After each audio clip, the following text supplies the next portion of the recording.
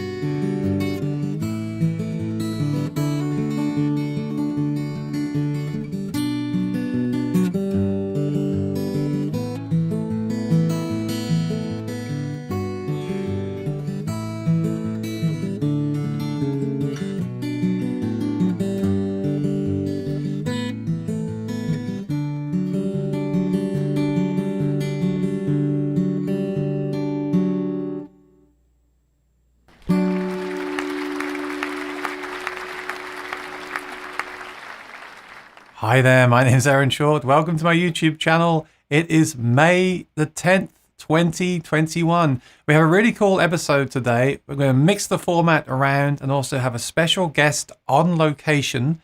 We'll tell you about him in 1 second. But let's go and say hi to Maury Rutsch. How you doing, Maury? I'm doing very well. Thank you again for having me. I don't say that often enough. This is great.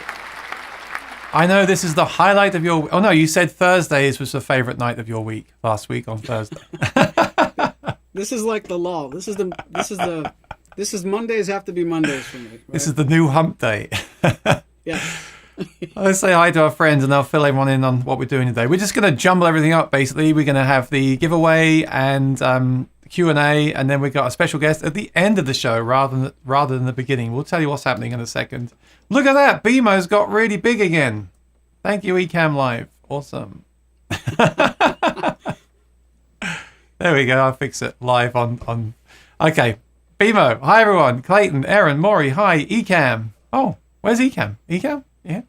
Okay. Oh, Dr. McFarlane Studios. Hello, Soundhole Sniffers. Very cool. Skip Russell. Hi, Aaron, Maury, and Clayton. So Clayton's not here yet. He'll be joining us hopefully at 5 p.m. live on location outside one of the factories. How cool is that going to be? So bear with us. It should work. He did some testing last week, and he does a lot of streams with Maury, so we should be good, but we'll see what happens at 5 o'clock. It should be good, though. But yeah, everyone cross your fingers, your toes, and your capos. David, you should have me as a guest playing my 3... Oh, should I? Okay. So, okay, you're on tomorrow then.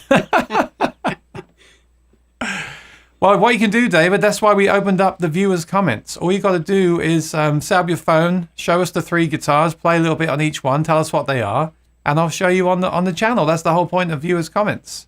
The address is sayhi@aaronshortmusic.com. I'm just going to lock my scenes, Maury, after what happened last week. Remember? Everything kept flying around the screen. Peter Gregg has some good advice there for you. Yeah, I'll give you a free tip on streaming. Lock all the scenes. Say hi at aaronshortmusic.com. David, please send us something. We have something for today. I had some really good things come in lately, actually, to show off. Really cool. So, but I always need more because the weeks fly by and I get to that week where I'm begging people to send me stuff. So there you go, David. There's some homework for you. A little video of your Martins. Thank you very much. Appreciate it. Roeth. That'll teach you. Hi all, watching from Michigan. What's happening in Michigan, Roeth? Very cool.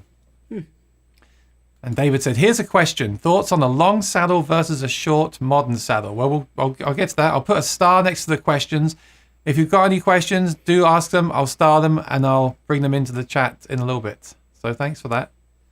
Marshall was here. Good to see you, Marshall. Thanks for the video last week. Everyone was raving about it. Very cool. That was awesome. What's up, Marshall? BMO says live music is better. Better than what? Everything. Maury is sounding awesome on the SC13E. I gotta say, does sound very good, doesn't it? Sometimes I see that number 13 and I think, oh, it's only a 13, and I hear it and it sounds great. So there you go, there's the proof. Don Martin, hi Aaron and Maury. The proof is, the tone is in the fingers. Oh, what's up, Don?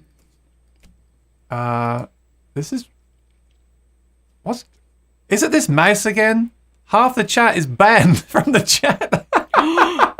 Wow. You can't rub Aaron the wrong way, man. Hang on, I can unban. I can unban. I didn't do anything. I saw that Patsy Smith was banned, and then I saw that other people were banned. And I'm like, thank you, Apple. Great design on the mouse as always.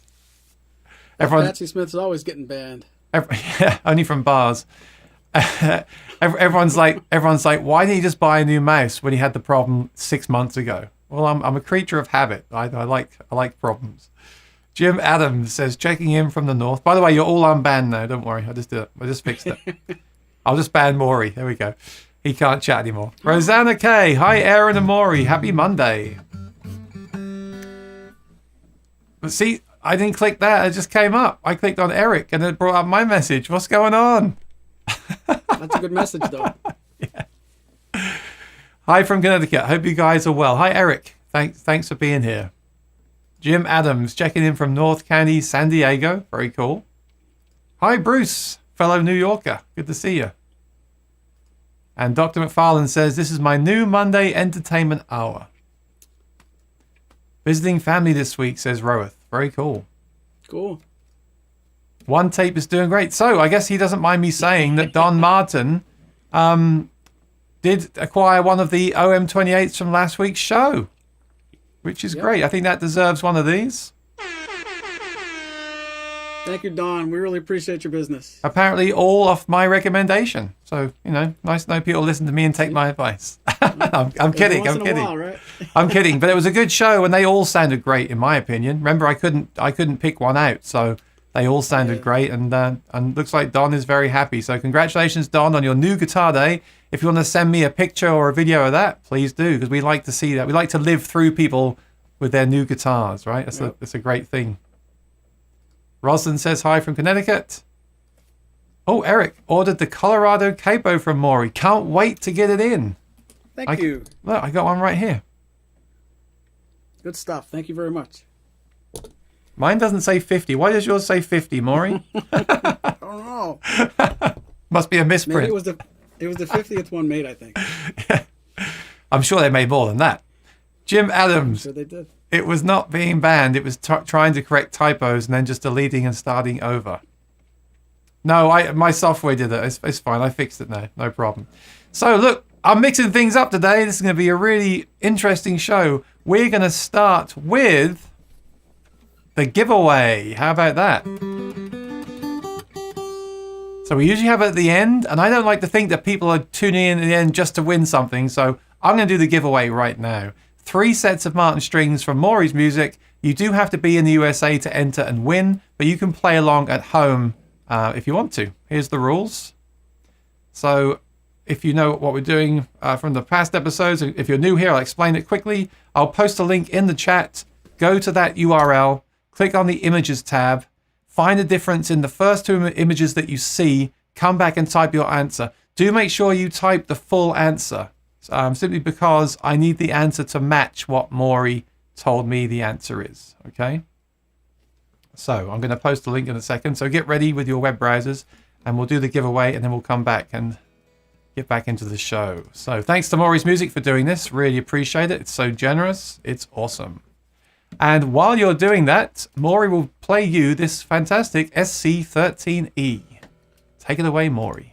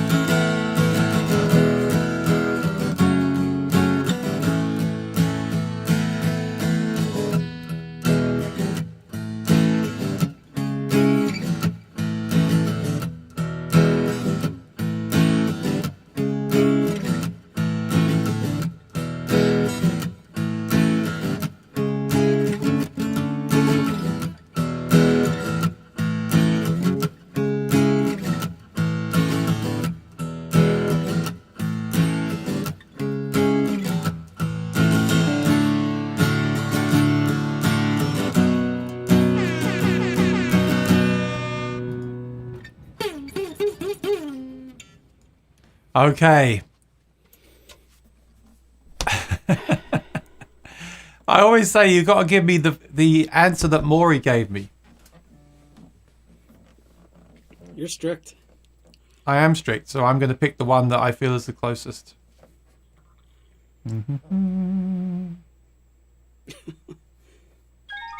Oh, who's that? Clayton. Why? He's here already? What's this? Okay, today's show is just now going to be a random show. Let me just add him in. Yeah, just now. He's in the green room. I can see the factory. Are you excited at home watching this? We're going to be live outside Martin. Woo! Okay, let me just do this giveaway quickly. Let me see if everyone got closest. Who got the closest, in my opinion? And who was first here?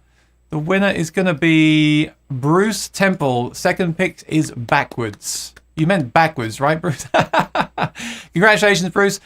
By the way, if you're new here, do subscribe, ring the bell, and Bruce, send your details to Maury at maurysmusic.com. You're going to win a set of a three-pack of strings, Martin strings, either 12s or 13s. Tell him which gauge you prefer. Congratulations.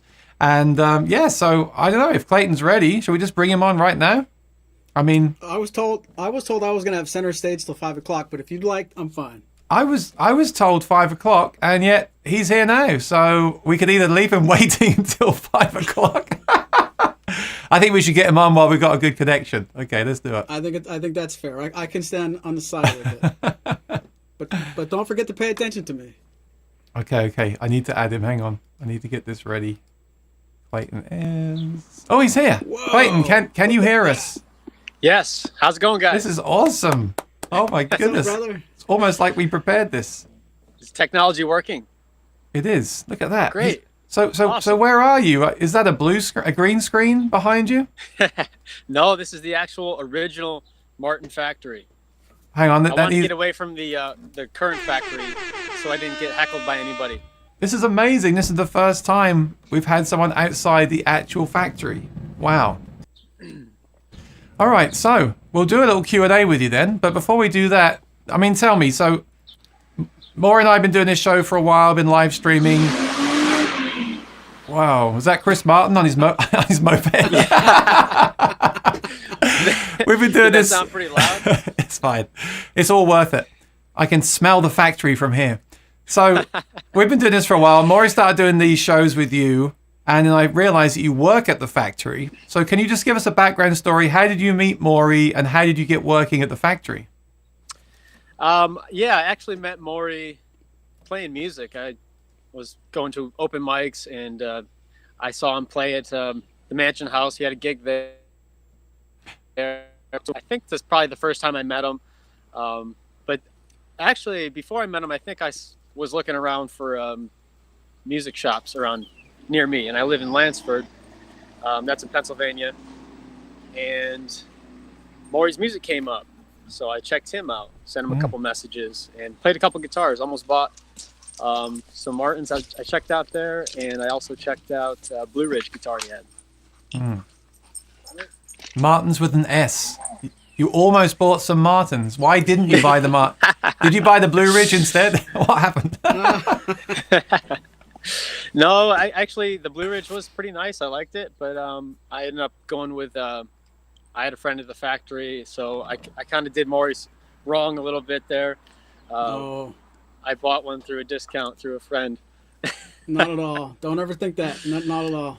Aaron Short, ending friendships one day at a time. Yeah, I honestly though, I didn't know if I could afford a Martin at the time. Like, it just wasn't really in my budget at the time. So I was really thinking about that Blue Ridge. So yeah, I didn't mean to do him wrong, but yeah, that's what it ended up being. So sorry, Maury. So at that time, you were not working at Martin, obviously. You were just a customer. No, I wasn't. Just a customer. So right. So how did that transition into you actually working there?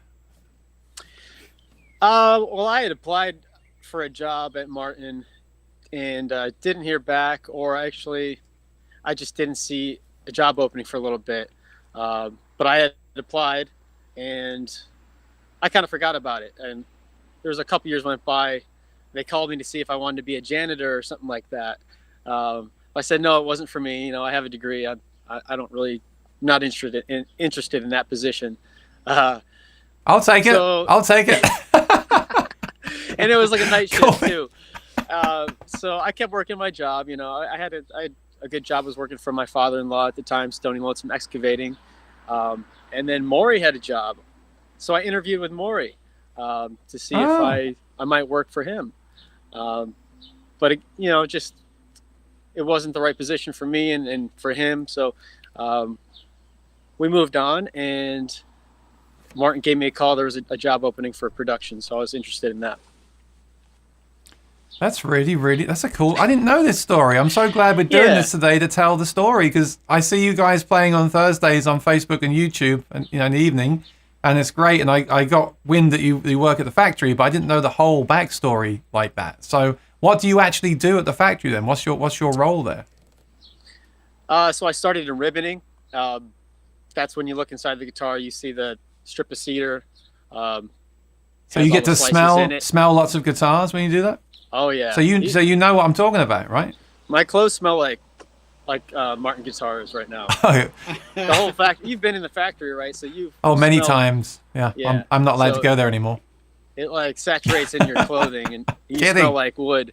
But yeah, ribboning. So I was gluing the ribbons in. So you get the rim, you do like 4 at a time, glue the ribbons in, and then it moves on. But then, the way it works is you're not stuck doing one job. You learn one job, you get really good at it. And if you show that you're interested in other positions, then they'll move you along to different spots. And so next I went to bodybuilding. So I would get the top and backs.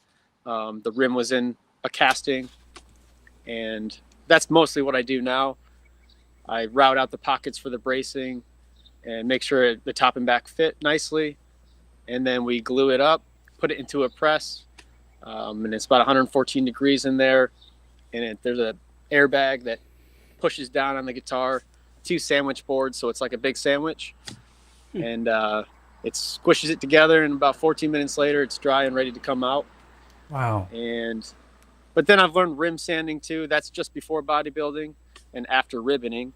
That's just sanding the rim, making sure the ribbon is flush with the actual rim of the guitar, so that you have that perfect mating connection, between the top and back and the rim.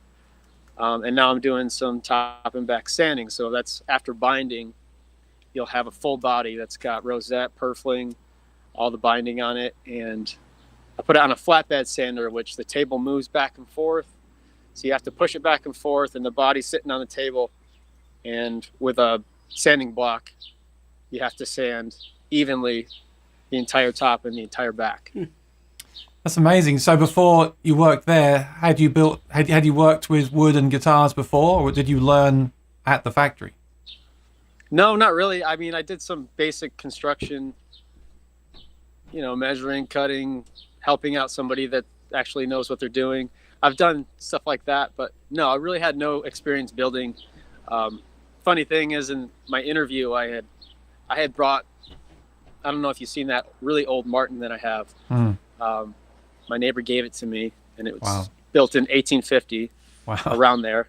And I brought it in because I wanted them to check it out and see, if they might be able to fix this and that, how much it would cost. So I had the guitar with me for the interview, and I had told them previously to the interview that I had built a cigar box guitar, just saying I have interest in building an instrument. But they kind of they laughed at that. They said, everyone wants to tell us that they build guitars, they do this and that, but it doesn't really matter. Like, Martin guitars are the best built guitars in the world, and we want you to build them the way we want them built. And it really doesn't matter, if you've built a cigar box guitar. And I started laughing. I was like, well, I didn't bring this guitar. I mean, this isn't my cigar box guitar. I just brought this in to get an estimate on it. And it's just a really old guitar. I thought you guys might be interested in seeing it. So that was kind of an awkward moment in my interview, but it was fun. That's not how I would expect it to. I never actually. I don't know how I would imagine. I always think with Martin at the factory, people just appear there and just work. I never thought about the whole process of them hiring and getting people in and stuff. So how long have you been? Like, has it been like 12 months you've been there? 2 years. 2 years. So I Okay. started in May 2 years ago. This is my third year. So do you personally have like a vision of where you'll go from here? Like, do you see yourself working your way through different departments and things, or are you happy where you are now? What's your personal kind of thought on what's next? Yeah, I definitely want to move and learn as much as possible. I'm happy doing what I'm doing now, but I'm really interested in learning any other type of job. They hire within a lot, so you'll get internal job postings on a regular basis that if you're interested in that position, then you can easily apply and interview for it. I guess if they don't find anybody internally, then they post to anybody. But so that's kind of cool. I like that they hire within a lot and promote within. So that makes me pretty optimistic that I'll be able to move on and do bigger and better things. That's really cool. That's so cool. Nice. Yeah. All right, let's get some questions then. So if you're watching, if you've got any questions for Clayton, let us know. Or actually any Martin questions, because we've got Maury here as well, who's our dealer today. And I have a question for Clayton before anyone else goes. Go ahead. Butt in line.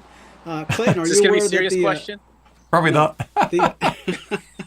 but it's not about sound bites, so relax. Are you aware that Martin's hiring a president? I was about to ask that myself. Yes. I don't think I'm qualified. And it hasn't shown up on the internal posting yet. Not on the bulletin board yet? Are you going to apply, Maury? Aaron, back to the questions. I will not. I sent an email. They didn't reply to me. No. No, actually, on a serious note, though, I wonder what is happening because they announced that a while ago. Because both Chris and what's the lady's name? I apologize for forgetting. Jackie Renner? Jackie, yes. So Chris and Jackie are both stepping down. So I presume there will be something announced around the summer because it was going to happen this year. So I imagine like at Summer NAMM or towards the end of the year they'll make some announcement, and I'm sure everyone who's a fan is interested to know what's going to happen, right? So. Oh, yeah. Yeah, I actually don't know any information on that. But yeah, it was about close to a year ago. I think they announced it that was going to happen, and I think the process is probably pretty complicated and it's going to take some time. Well, we all know it's a big thing, right? It's a big change, especially with both of them stepping down. There's going to be a big change, I imagine. So when they do make an announcement, we'll have to discuss it live because I'm sure it'll be a big thing. All right, and if they I'm glad that I got to work at Martin while he was here because he gives a tour to all the new employees. Which is really cool to meet him and hear him tell the story of his family and the company. So yeah, I don't know if how often that will happen anymore once he leaves, but I'm sure he'll be back around and visit quite a bit. I think the main reason I got into Martin, aside from being close to the factory, it's so cool when you live near the company that you can actually go there and meet the people and take your guitar there and have them check it if there's a problem, whatever. But I think the main thing I got from Martin was the history. Like, I love all that history, and that's why I'm so grateful to Spoon for helping me kind of understand it and decipher it. But the fact that it's family run and the history behind it is such a big thing, and I'm sure a lot of people are wondering what will happen if the family are not there, and if it's going to change and how it's going to change, right? It's a big deal, isn't it? Let's face it, it's a big deal. So. Yeah, I agree. I think the history is very cool, and that's pretty much why I'm sitting in front of the original factory. Yeah. Because just to imagine that they were working on these guitars in the early 1800s and, using daylight and candlelight and working by the windows. And if you've been in the shop, Guitar Makers Connection, have you been in there? That's the one behind you, right? The original factory. Yeah. Yeah, it's actually Guitar Makers Connection. I think they've been closed since the pandemic started, but you can go in there typically and you can buy parts for guitars, and if you build your own or need to fix yours or something like that, they have a lot of parts in there. But you can see the original tables, and just to see like the handmade tables are custom tables with like presses and the original tools that they used. The whole thing's really neat to see. It's really cool. In case anyone doesn't know, so you've got the main factory now where they make everything, and there's a museum in there, which is really detailed, really cool. And that's where our friend Robert does a lot of work. And then you come out of that factory, make a right, go up the hill, you get to this. This is the original factory, which is obviously smaller. And yeah, I've been in there. I took my friend Johan there, and I think he bought some guitar bits and pieces, sort of memorabilia. And yeah, it kind of gives you goosebumps, doesn't it? Because it's like that again. It's that history. That history is so rich, and it's amazing. Yeah, amazing. I was thinking it would be cool if I'm sure this would never happen, but if they could actually have some people in there that looked and dressed like it was back in the 1800s, working on these guitars the way that they did them. It could be the authentic shop, right? And wow. People could buy true authentic guitars and see how it was done back then. Oh, wow. Have you guys been in Winston-Salem in North Carolina? No. What's that? There's an old Winston-Salem and the new Winston-Salem. The old one, they have, people working there, reenacting what it was like back in their heyday, I guess. So you have like a blacksmith and the bakers making bread just the way they did it back in the day. I just was kind of brainstorming it. It'd be cool if they made guitars in this shop the old school way. I think people want that. People are always asking, can I get video of my custom that's being made and photos of the custom? And can I phone the person making it and speak to them like this? I think people want that, but the problem is logistically, it's using up resources where you could be making guitars. How's it going there? Because obviously, we know there's been a shortage of guitars and you were closed for a while. So how's production at the factory now, off the record? It's good. We were closed for about 2 months last year, mid-March, whenever it was, late March. And since then, we started out a little slower. Like they didn't want us to build as quickly as possible to try to catch up or anything. They wanted less mistakes and just be accurate. But then we steadily progressed into a higher goal. We have our team. Each department has a team and they have a goal for the day, like how many to produce.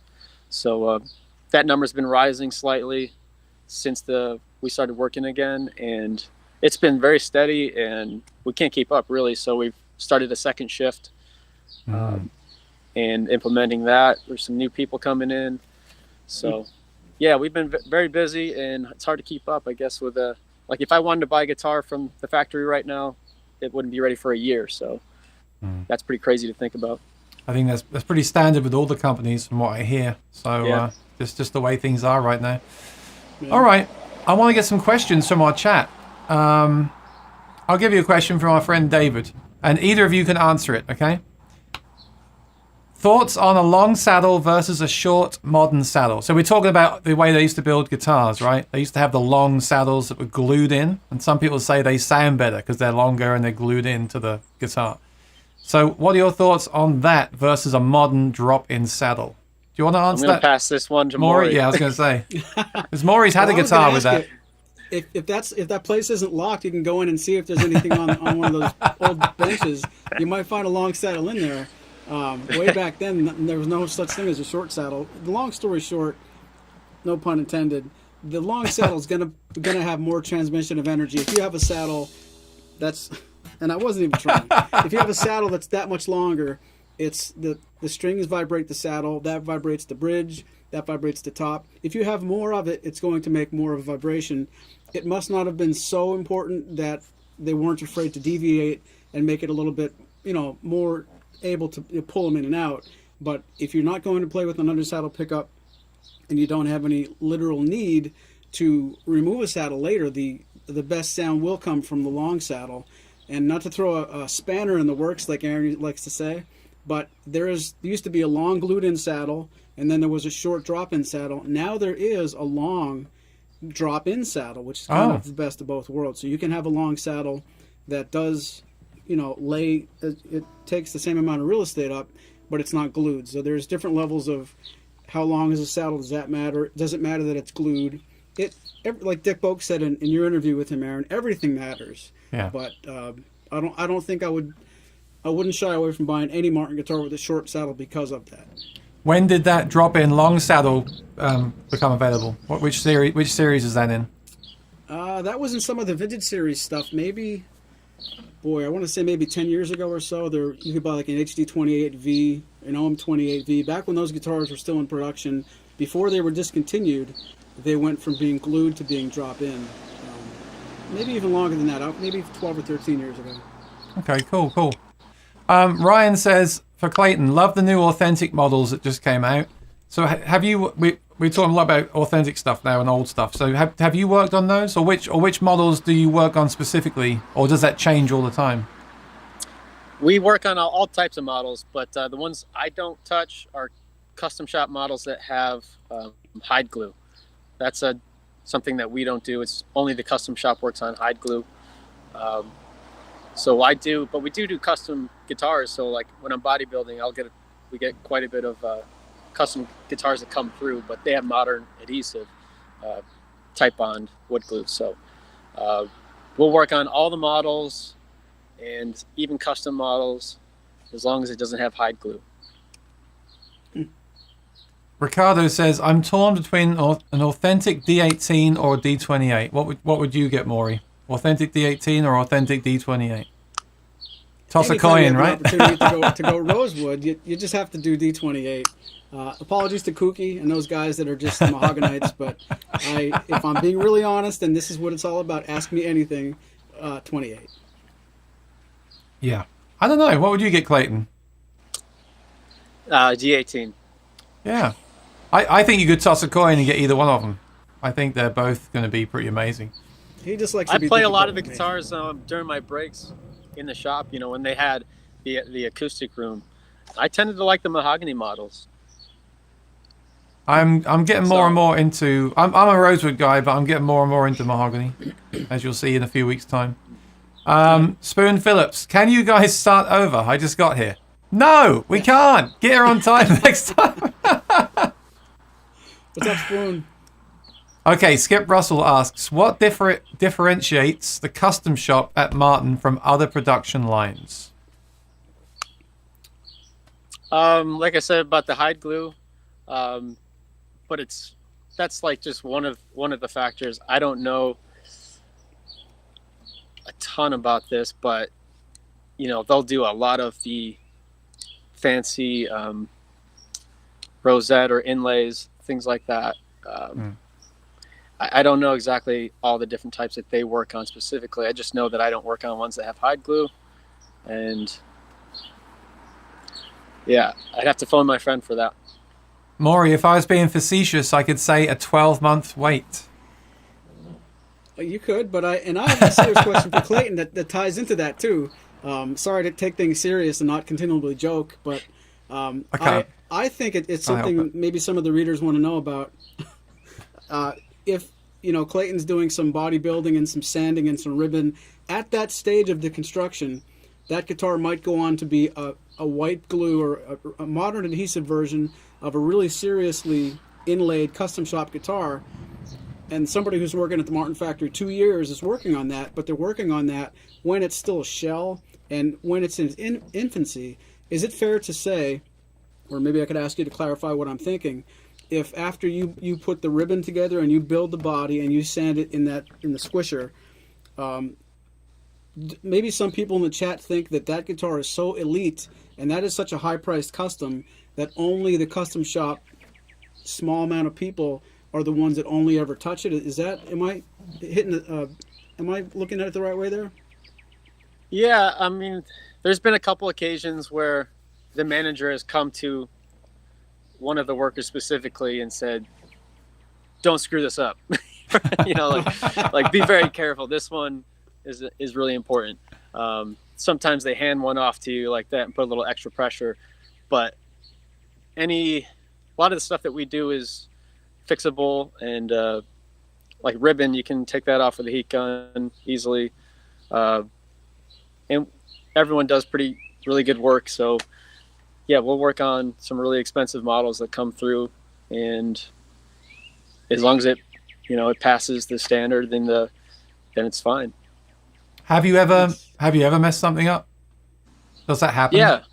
Yeah. What happens then? You just have to redo it? Everybody messes up. It has to be redone if it's possible to fix. Sometimes if it's not possible to fix, then it gets destroyed, or they will take the top off after it's been glued on. Sometimes they can remove that and put a new top on it, put a new back on it. But yeah, there was there's some times where you just destroy a guitar, and that's a bummer, but it happens. Mm-hmm. Hopefully it doesn't happen a lot. Otherwise there's going to be some issues. But yeah, for example, a minor mistake I made when I was first ribboning, cutaways get a different ribbon. They have a lot more slices in the ribbon. It needs to be more flexible to make those tight corners around the horn where the cutaway is. So I actually glued standard ribbon on there. I made it look nice, but it was, it's the wrong ribbon. So you just take a heat gun and it peels off once it's a little bit hot. So that's an easy fix. But when I was learning to top and back sand, a cutaway is actually kind of hard too, because you get to that point with a sanding block where you're going over the cutaway spot, and it's not a lot of material there. So the sanding block dipped on me over the edge, and it put a bevel in there that was non-reversible. So I think they had to either destroy that or replace the top on it.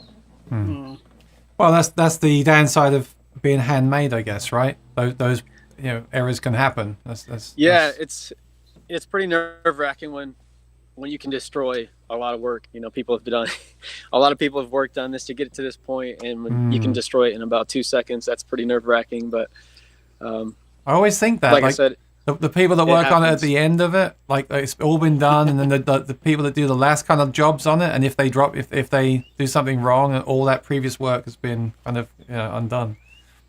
Yeah, I'm such a negative person. Why do I think these thoughts? Kooky says I can apply for pickups, for testing pickups, acoustic guitar. Kookie's a big fan of acoustic guitar pickups. Clayton, nice. Do you have a pickup in your Martin guitar? I do. It's the Fishman Matrix VT. Okay. Enhance. I like it. I don't have a lot of experience with other pickups. I bought one from Maury, actually. The what's it called, Maury? The one you glue on the bottom of the saddle. The K&K. K&K, yeah. I put one of those in one of my guitars, but I like the Fishman. It's really nice. It's easy to work with. So I'm interested because I do review pickups on the channel. So why do you prefer the Matrix over the K&K? What was your experience with it? Well, the Matrix has a lot more. You can change the volume, change the tone. You can change that enhanced style, which makes it. I think solo is more pronounced, and it's a little hotter, so you can do some percussion on the body, stuff like that. The K&K, it's I wouldn't be able to change volume or anything like that, but it's for what it is. It's a great pickup. It sounds nice. So you like having the controls on the guitar? That's cool. Yeah, just be able to change something on the fly. Yeah, I get it. Rosalind says, I work in a restaurant and always smell like onions. Would much prefer the Martin factory. Yeah, I was thinking of that. Like, if you work any place where they're in a kitchen, then you're going to smell like the food. We smell like guitar wood. That's a good thing. Old says, don't forget, if you get to be CEO, you get to design your own CEO series guitars. That's true. Ah. Really? The CEO. Someday. 10. Maybe I'll get there someday. CEO X. Yeah. We knew him when, Aaron. All right. Ken says, Clayton, are employees allowed to make their own guitar anymore? Because I remember when I did the tour, they said that employees were allowed to make one guitar. Is it buy one guitar a year or make one guitar a year? Something like that. I've heard of that, but no, not anymore. I think, when you retire, you get a guitar. And I also heard that employees were able to make their own guitar when they retire, but no, not anymore. You still get a guitar if you retire, but you don't get to make it. I wonder which guitar you get. Does it depend on how good a job you did over the years? Yeah, I don't know if they give you options or you can pick whatever. That's a good question. You get a D45, you did well. Black. Yeah. LX or a D45. Okay. There's a certain amount of years you have to work to get it for free, I think, and then there's a certain amount of years where you get it half off or 75% off, something like that. There's like Nice. you got to put in the amount of years to get the free one. I don't know how much it is, 25, 30 years, something like that. Probably 20 years. Bruce said, any news if Martin are planning on starting up the Martin Experience events in the near future? Because obviously they did the tours at the factory. They did a lot of in-person events. Chris Martin would give talks and things, and it all stopped when 2020 happened. Do you know if anything's being planned to bring that stuff back? I mean, it feels like things are starting to change in New York to me. So have you heard anything about any talk of things coming back again? No, I haven't. We're still pretty strict on the masks and the check-in, temperature check, the screening, all that's still happening. If you're vaccinated now, the only thing they said is you can start taking your mask off when you leave the building. Oh wow, they're being strict. That's good. It's not good to be safe. It's not much of a benefit in my opinion. But you get to, I guess if you're vaccinated, you can take it off about 30 seconds earlier before you get to your car. But no, I haven't heard when the tours are coming back and stuff like that. Hopefully soon, but probably not until this is thoroughly in the clear. Have either of you heard anything about Summer NAMM? Because I hear it is happening. But I mean, have you heard if Martin are going to be? I imagine if anyone attends Summer NAMM, Martin will attend in some way. But have either of you heard anything about Summer NAMM? It's a little bit early, but I haven't. Maury, have you heard any news? I heard Lori wants to go in a bad way, but I don't know if Martin's going to be there. Well, I want to go, but I feel like it's gonna, if they have Summer NAMM, it'll just be me and no one else. So I don't know. Lori said if Aaron's not going to be there, let's just wait till Christmas and we'll go in January. And no, I haven't heard any official things from Martin or really anybody. And if I'm being brutally honest, I'm a little bit surprised it's happening. But maybe that's pointing towards safer things are coming faster than we think. Yeah, well, I agree. If Martin are working hard to catch up on demand, and some of the January models are not yet released, I'm surprised too that there'll be a Summer NAMM. But I'm also happy there will be one because it shows a sign of things starting to turn. But yeah, we'll see. I'll keep you all updated. From what I read on their website, it is happening, but I'll keep everyone updated if I hear any news on that. Nellington, hi. Thank you for joining us. Dana Air. Who's Dana? She says, Clayton for president. Oh, there's another hot rod. There's a lot of fast cars around there. That's my sister. What's up, Dana? I She know. just had a gig at Grist Iron Brewery, and I saw a couple video clips. It was really good. Her Very and cool. her friend Amy. Awesome live stream the other day, too. Yep. Yeah. Nellington says, Aaron, do a dare. What would a dare be? I can think of several involving the factory behind you, but you might get fired. Maury already dared me to test the water, see if I could just break into this place. Yeah, exactly. See if the doors are unlocked.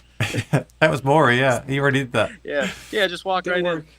Okay, real question from your sister. How far away are the two buildings? In exact mileage, please. Exactly about 1.5 miles, I think. Yeah, it's really close. Don Martin, is there an estimate as to when the factory will catch up? You said like a year, right? If you order now. So does that mean you're like 3 months? Yeah, I think we're a year out right now, but maybe with the second shift starting, we'll catch up a little bit here and there. I don't know. They don't give me that information. Maury, is demand from customers still as high as it was like I know during the pandemic, a lot of guitars were bought because people were at home. Do you feel like the demand is still there from customers as well? Is this on both sides, the kind of shortages we're seeing? I think it's climbing. Honestly, it's Wow. it's not dipping, and Wow. you know, to Clayton's point, it's when will they catch up to what literally? Because back, if you go 3 years ago, I could go to the DC and go to the factory, and I could pick up the inventory that we had ordered, and there was just rows and rows stacked so high, guitars everywhere in the warehouse. So production was making. This might be 3 years ago. Production was making guitars. They were coming from the factory to the distribution center, and there was no room for them because it was full. Now, production can't keep up with orders. The warehouse is empty. If I go to pick guitars up tomorrow, I'll get the guitars that are allocated to me for that time that we ordered 7 months ago.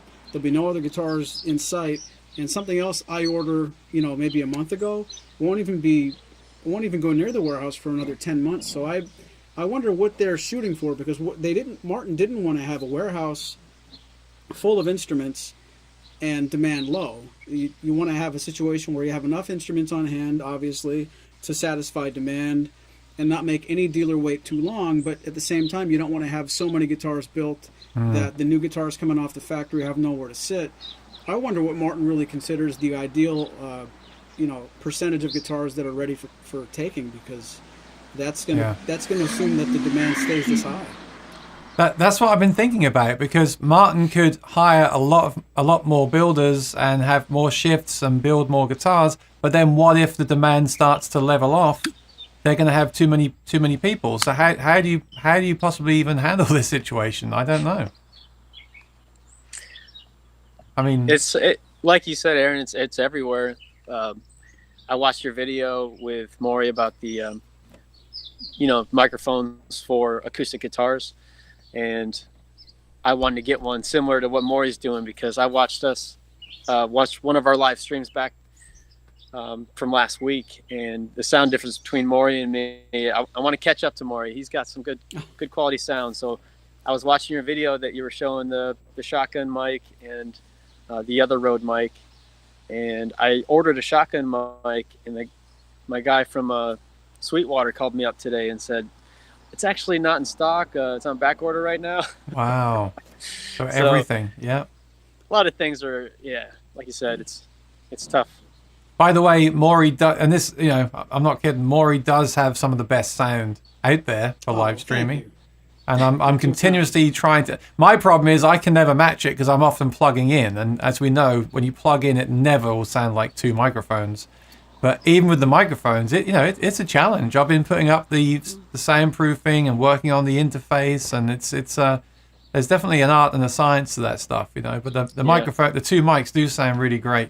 So your videos are awesome, Aaron. I like the loops that you're doing, and you kind of give us hints too on what pickup you're using, like during your performance, which is cool. I think you said you had something that added more of you did back to back, like this is just the pickup in my guitar, and then you had something else that enhanced that sound, made it sound a little bit more natural, and it did sound really good. Probably the Baggs voice print DI. Yeah, I think so. Yeah, so my thing was I used to play, I still do, but I used to gig full-time a Maiden Australian guitar, which has a really great pickup system. Some people say the system is as important as the guitar to them. So when I discovered Martin, actually, ironically, when I discovered Martin, you had the F1 Plus in the Retro series, which is still a great system. That was a great system. And I was hoping for, that would develop even more. And I was looking for my own solution. I thought I could find a pickup as good as those pickups to put in a Martin. And that's why I started the YouTube channel. And I'm still kind of on that journey. But I don't know how important... Well, that's why I'm interested for Summer NAMM. I don't know how important electronics are to Martin, especially now that we've had...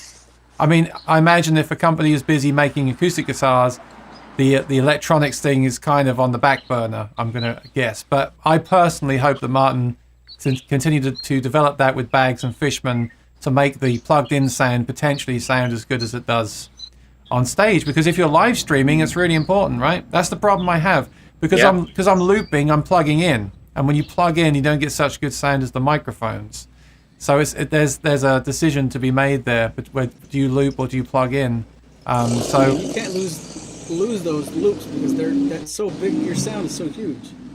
Well, that's the thing. You get a big sound from the loops, but you get a thinner sound overall because you're not using microphones. Like when Maury plays there with that guitar. You see, Clayton, I've been doing these streams with Maury for so long now. I know what a guitar sounds like. It sounds ridiculous, right? But when I moved to New York, I just plugged in every night. I was used to the sound of a plugged-in guitar, and some very good sounding plugged-in guitars. But now doing the live streams with Maury, I know what an acoustic guitar sounds like because I'm hearing it every week on the stream. And now I want that sound even more. I think we'll get there. I think my Baggs are doing great with their voice print DI, but it's quite new. I think if we see that develop, it'll be amazing. And I hope Fishman continue to develop stuff. I think there's still a lot of ground that hasn't been covered. And 3 years ago, I saw Chris Martin at the factory. They had that evening with Chris Martin. I got to go to that. And I remember someone said, what's next for acoustic guitars? And Chris Martin said, pickups, electronics. But then nothing's really happened since then. So I don't know what's going on. When I'm the CEO, all we'll do is put pickups in Martin guitars and they'll stop selling them. Oh, yeah, dear. the pickups have come a long way. They used to Yeah, they sound have. really, really synthetic and awful. I don't know how to describe it, but Yeah, they that sound is a lot just- better unnatural, now. really. But when Maury uses the actual microphones and you get the natural sound of the guitar, that's unmatched. Of course, there's nothing like a microphone in front of a guitar, a good guitar.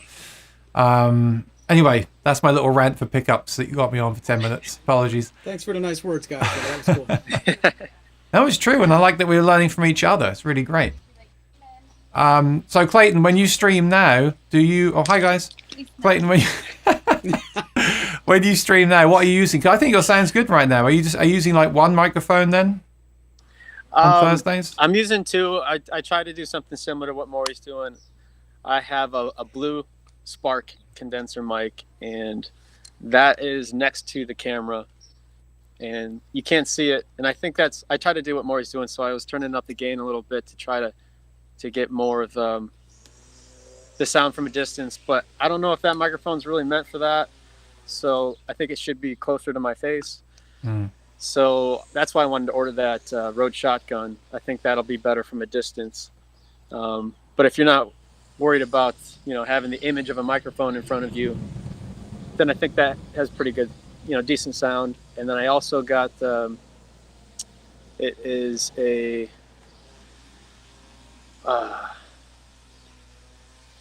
Audio Technica, I think. I can't remember the model, but it's a similar condenser mic for the guitar. I did that a few weeks ago. I did use the microphones, and it was great, but it was really hot in here, so I couldn't have the AC on. The good thing with the pickup is you can have the AC on, no one really hears it, but with the microphones, they pick up everything, don't they? So it's an ongoing kind of journey. And I have to laugh because the other day, Clayton texted me and he said, I bought a shotgun. And I almost dropped my phone on my grill. I said, what are you telling me that for? And wow. And then he said, shotgun microphone. I thought, okay, you got me. Yeah, I wanted you to worry about my mental state for a little bit. I did. Not long, but I did. It's funny when you put the headset on, you get the live monitor going on, and you can, through the condenser mics, you can hear every crack in the house, every creak. And my dog's downstairs. I can hear him. It's pretty strange to be in that environment. The thing is, the people watching the live streams don't really hear that stuff. I think we hear it, and we're worried that everyone's going to hear it, but they're listening on their iPad or whatever. They don't really hear it that much. But yeah, Right. it can be an issue. All right, serious question from Roslyn. Clayton, when you were looking at Martins to buy from Maury's Music, Caldwell, Pennsylvania, did you, which you didn't buy, did you have a favorite? Oh, sorry. Okay. I feel like we're hanging out. This is great. Like, I've been shut away too long. Why were you looking at Martins to buy? Did you have a favorite guitarist that played a Martin? So back then, why were you looking to buy a Martin? Oh, actually, you said you looked at Blue Ridge as well, but why were you looking at those guitars and not other brands? Well, I had a Yamaha acoustic, and I had started to think about playing out more. So I wanted something with a pickup in it, and I wanted just a better quality guitar. I did want something that was made in Nazareth. If I could get something made in the U.S., I'd prefer to get that. So I wanted to buy a specifically Nazareth-made Martin.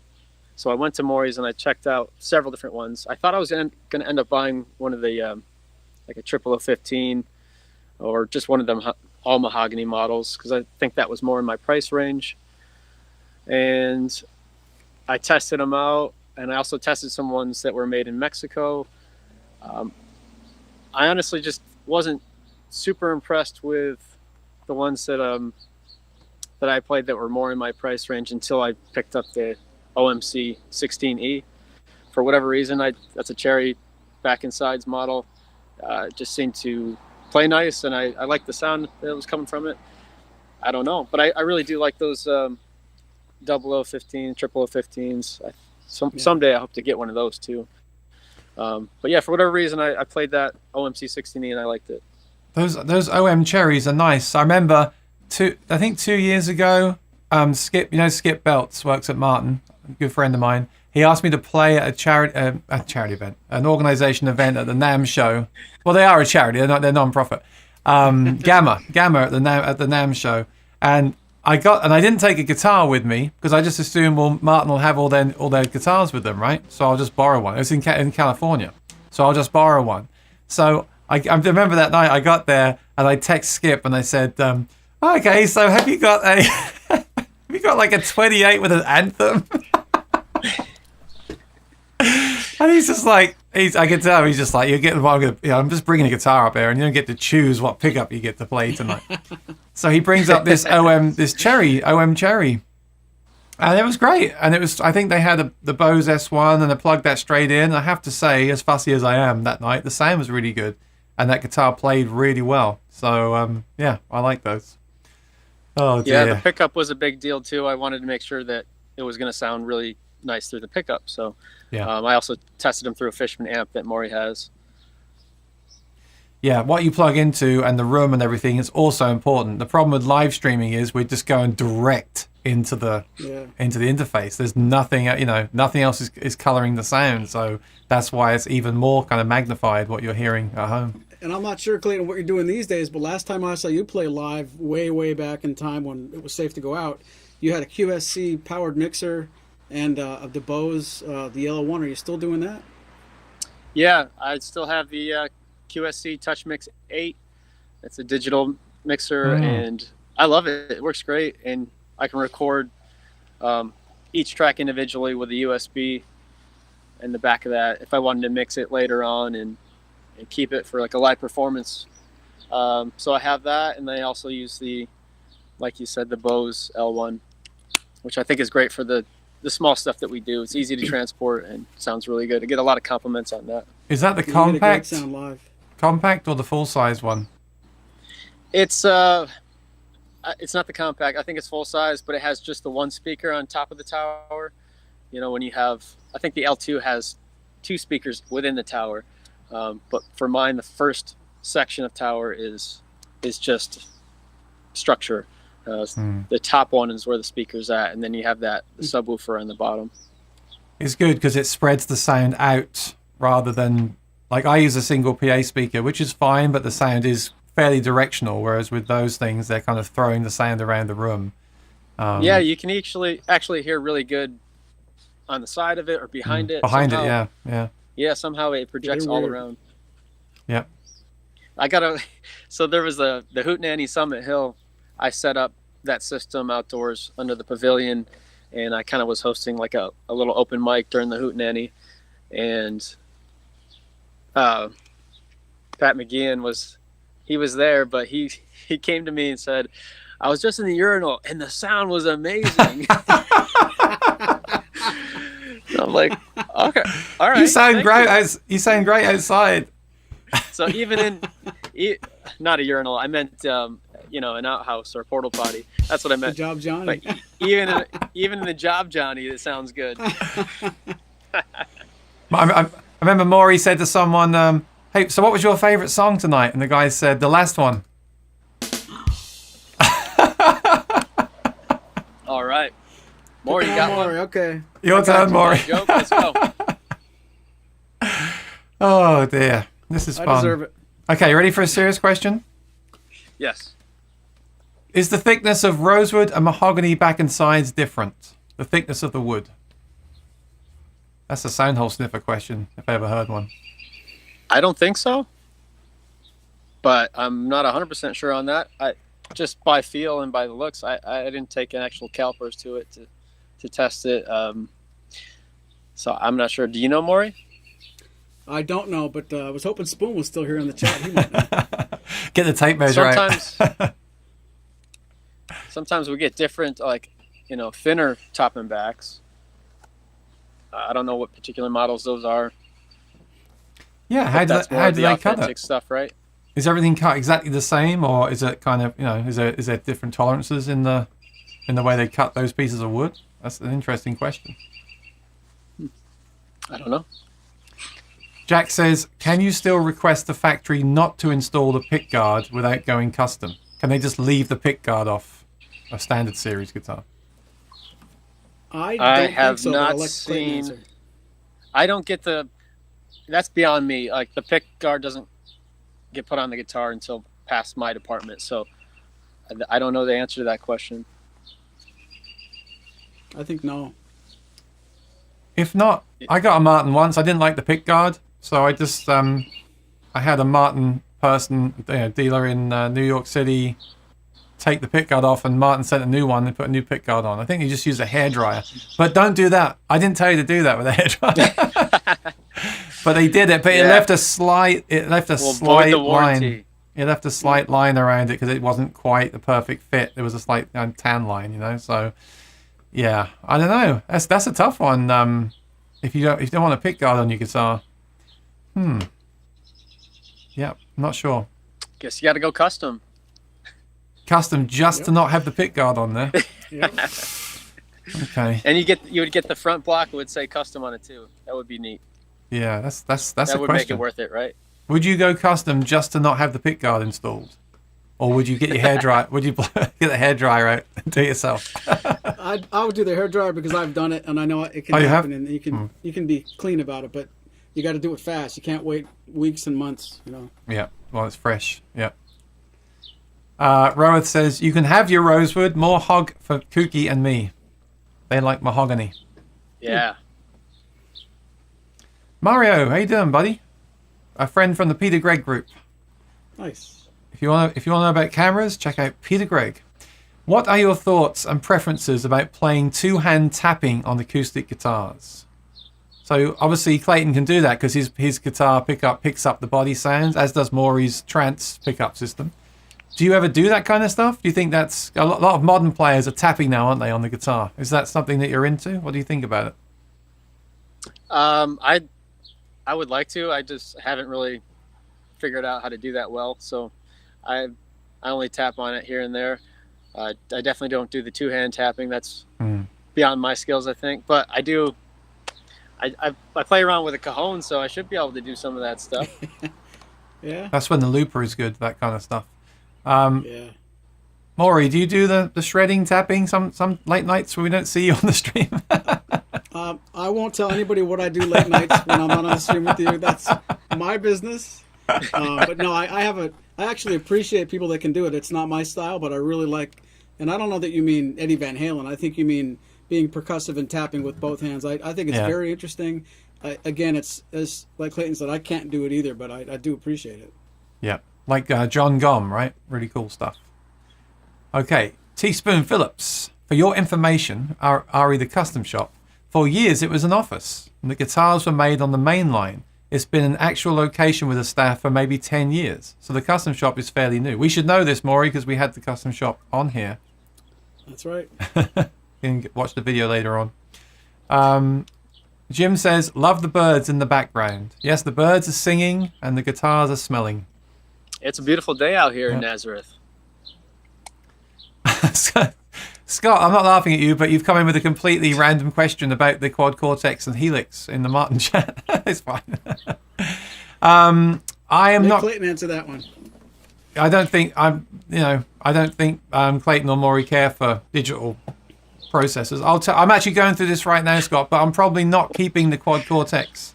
And the reason is, and I think this is just obvious to everything. I was saying to a friend of mine the other day, when they released like the first iPhone, it's amazing, it's impressive. You go to a bar and everyone wants to see it, but it was missing so many features, right? Because it was so new. They spent all the time developing the touchscreen. It didn't have like basic stuff like copy and paste and all that kind of stuff. And it took years for it to get to that point. So Neural Quad Cortex is a new processor from a newish company, and that's exactly what it is. It looks incredible and it sounds good, but it's missing all these basic features that I would need for an actual gig. The Helix is kind of at the end of its life, but because for that reason, it's got all of its stuff baked in. So what I would advise, and this is the sensible person talking now, and not the gear fan. Look for a great deal on a Helix, maybe a used one in mint condition.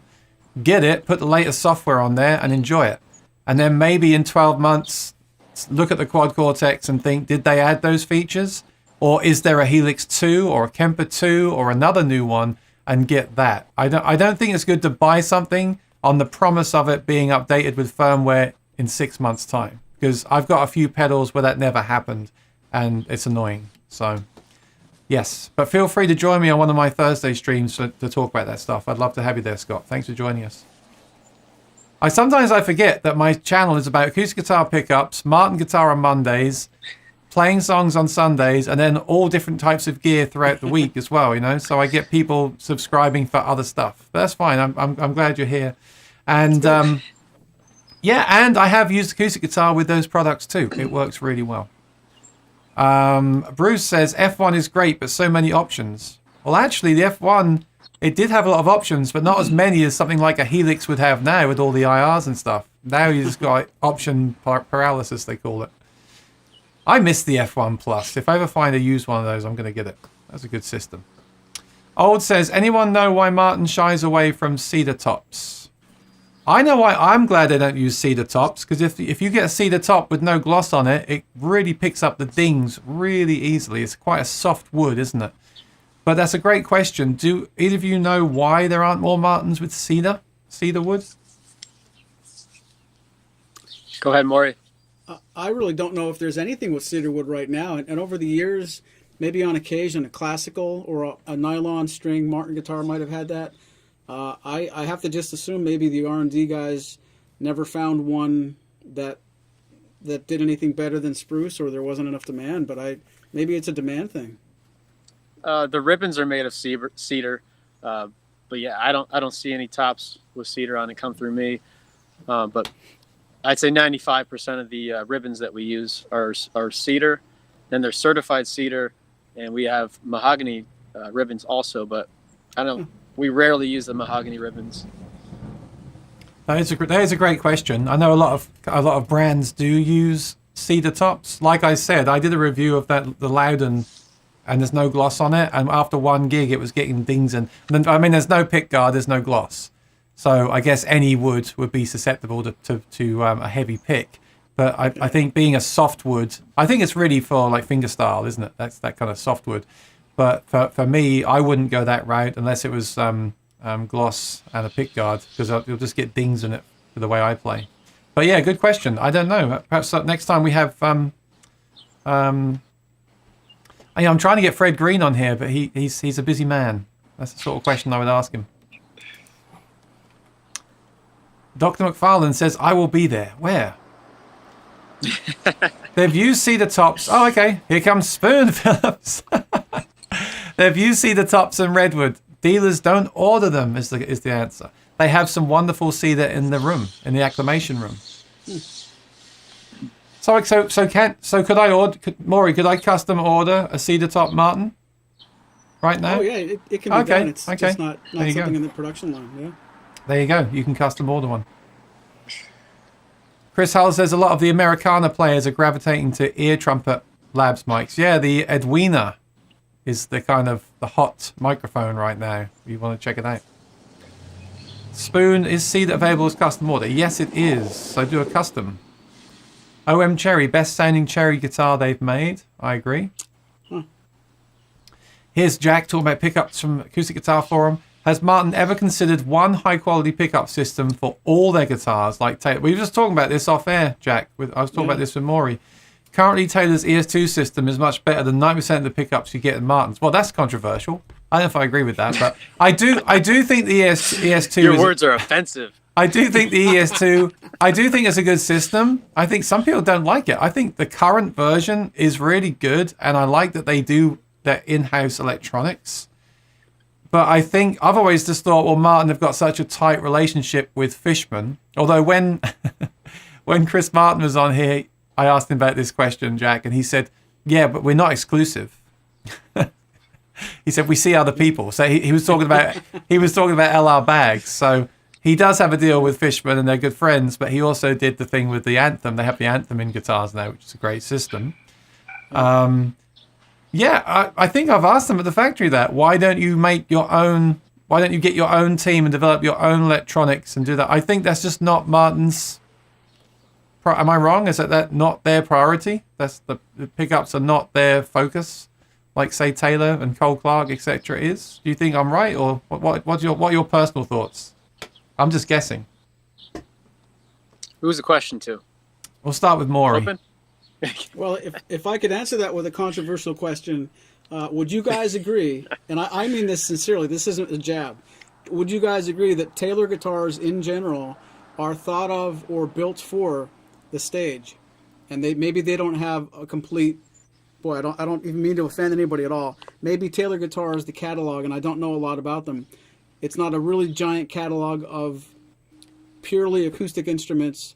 And then another section of them have pickups too. I kind of think of Taylor guitars are all acoustic electrics, and that's their thing.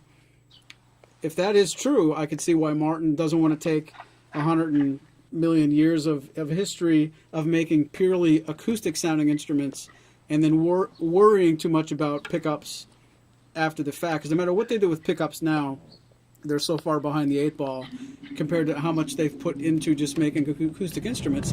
I kind of think of Taylors as, aren't all Taylors or almost all Taylors plugged in? I think, yeah, Taylor are acoustic electric. You can get them without pickups, but most of the ones in the stores have the electronics built in. It's like a package, isn't it? But I feel like a lot of Martin players get upset if you put a strap button on the guitar. Like they want it to be just a pure acoustic guitar. But for me, the electronics are as important as the guitar because I plug in a lot of the time, and a lot of people do plug in now. Like when you play a gig, you plug in. People like Ed Sheeran made a whole career out of looping the guitar, right? All this kind of thing. Yeah, I'm just baffled that there's not more. And this is just my opinion, but I'm surprised that Martin don't have more of a focus on that stuff, especially with what Chris Martin said a few years ago. Especially with, I don't know. I just think it's their thing is pure acoustics and Taylor's thing is acoustic electric. But I'd like to see that change. I mean, that's what I've wanted the last 5 years, and lately it's like, well, like Maury's in a good situation because he could install something like the Trance for you. If you buy a guitar from Maury, he can install the Trance. That's a great system, and Maury's very good at installing it. So you can go that route. But that's only because Maury can do that. What if he couldn't? Then you're kind of only limited to the options that they have with the electronics. I just feel like Martin just say, well, Bags make the Anthem, it's a great system, just install that after the fact kind of thing.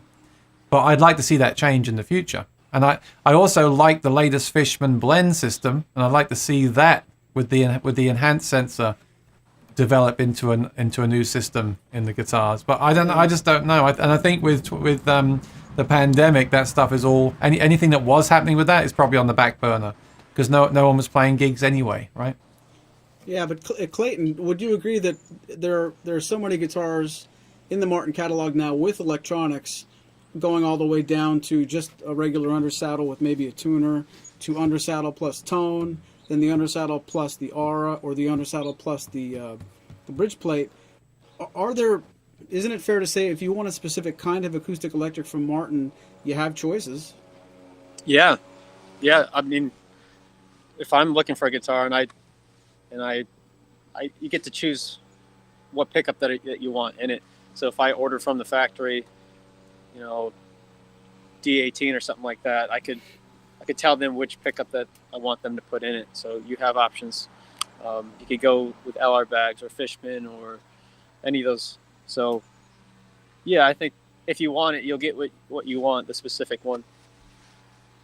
Yeah, I'm interested to see. I'm interested to see where it all goes. Like, are Taylor going to move into IRs, impulse responses, in their preamps? Are Martin going to start doing a new system at this NAMM or the next NAMM? I don't know. And even Cole Clark, right? It's an analog system. Are they going to start going digital as well? Where's it all going to go to? Because the electric world is going quite digital now with a lot of stuff. So are the acoustic systems going to go? I don't know. I think the acoustic stuff is slower than the electric stuff for sure. The Kempers and the Helixes and the Quad Cortexes.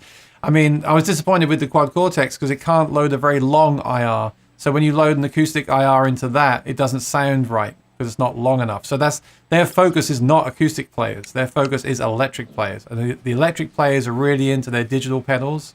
Of course, they still love amps as well, but they're more into that and they've got more choice. There's so many options now to amplify an electric guitar, but the acoustic world is still kind of behind. I'm really glad that Bags did that voice print DI because they're thinking about that stuff, but I still think they've got a lot more work to do. So I shall report. That's what my channel's here for. If there was a great pickup solution, I wouldn't have a YouTube channel, would I?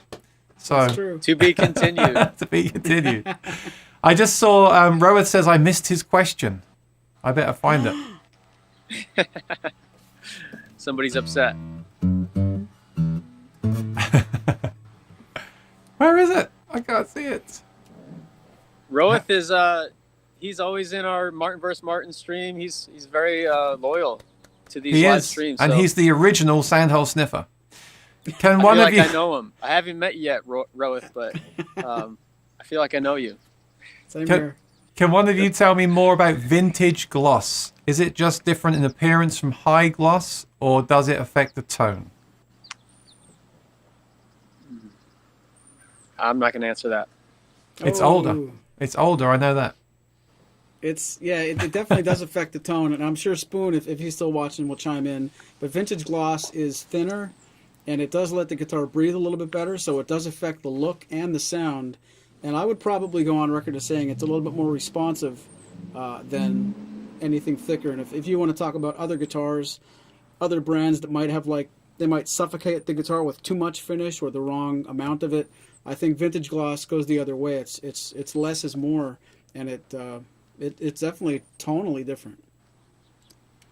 Thomas Moore. Is the GPC... Okay, I need to ask about the GPC, because Maury had the GPC on last week. I really liked it. And I actually asked Spoon, I said, are they getting the chop now, the GPCs? So what's the news on that? Are you still getting them ordered in, Maury, or is the GPC on hold right now? Give us the scoop. I don't know offhand. I think we can still order them, but I'm afraid to say for sure. Clayton, when did you last see a GPC on the factory floor? That'll tell us the answer. All the time. We make those every day. Oh, great. Yeah, multiple trucks we get. When I say truck, if you've been to the Martin factory, that's just like a big wooden structure on wheels, and all the rims go on there that are in the casting. So we'll get a couple of those trucks a day. We'll do GPCs, either the triple O thickness but most of the time they're the standard GP depth. So the GPC 28 is still alive and kicking. Yeah, you heard it here first. You see, I'm not being weird, but I feel like let me ask you this then: the GPC with the pickup and the battery thing, probably not the most popular Martin that people order. And does that tie into what we were saying about Taylors before? Is that just not what people order? Do people order a D28 and OM28? Is that what people order? What do you think about? I mean, I'm glad you said you saw them on the floor. And I know when I've been to the factory, you see the guitars, the bodies hanging up. It's really cool to see that. But let me ask Maury then. How has, since they introduced the GPC, how has demand and appeal been for that guitar? Very low. So you think I'm right? It's just not what Martin are known for. Well, you have to recognize we're a very big dealer, but we're only one dealer. So you could ask arbitrarily, maybe 20 other stores might say it's a hot seller. I just think when people think Martin, they think of the standard stuff like the D18, the HD28, and then you can make the argument they also think of the OM28, the triple O28. I think it gets a long time until they say the word GPC, and it's Spoon might say it's the chicken and the egg. If dealers would order more of them, I think they would be more visible. And of course, talking about back when you can go into a store, but as popular as the GPC will ever get, it's fighting the popularity of D28s and HD28s for a lot longer, so it's never going to catch up. Yeah, no, I like them. I think if you're playing on stage, they're a great way to go. If you want a Martin and you want that kind of thing, that's a cool thing. So I think I tested some at Maury's shop when somebody asked which ones what guitars were I playing, or was I playing, I think I was going to get a GP, just because I didn't want a dreadnought. I had felt before, and that felt pretty big. I'm pretty short, like 5'6", and to put my arms around a dreadnought is kind of too much for me. So I thought I'd get a triple O, or that GP was in between. So I figured I might get one of those, but I didn't. And just a random fact here, we were talking about Jackie earlier. She was coming through the factory a couple of weeks ago. I think she had mentioned it had been the 10-year anniversary for the GP. Oh, So, Wow.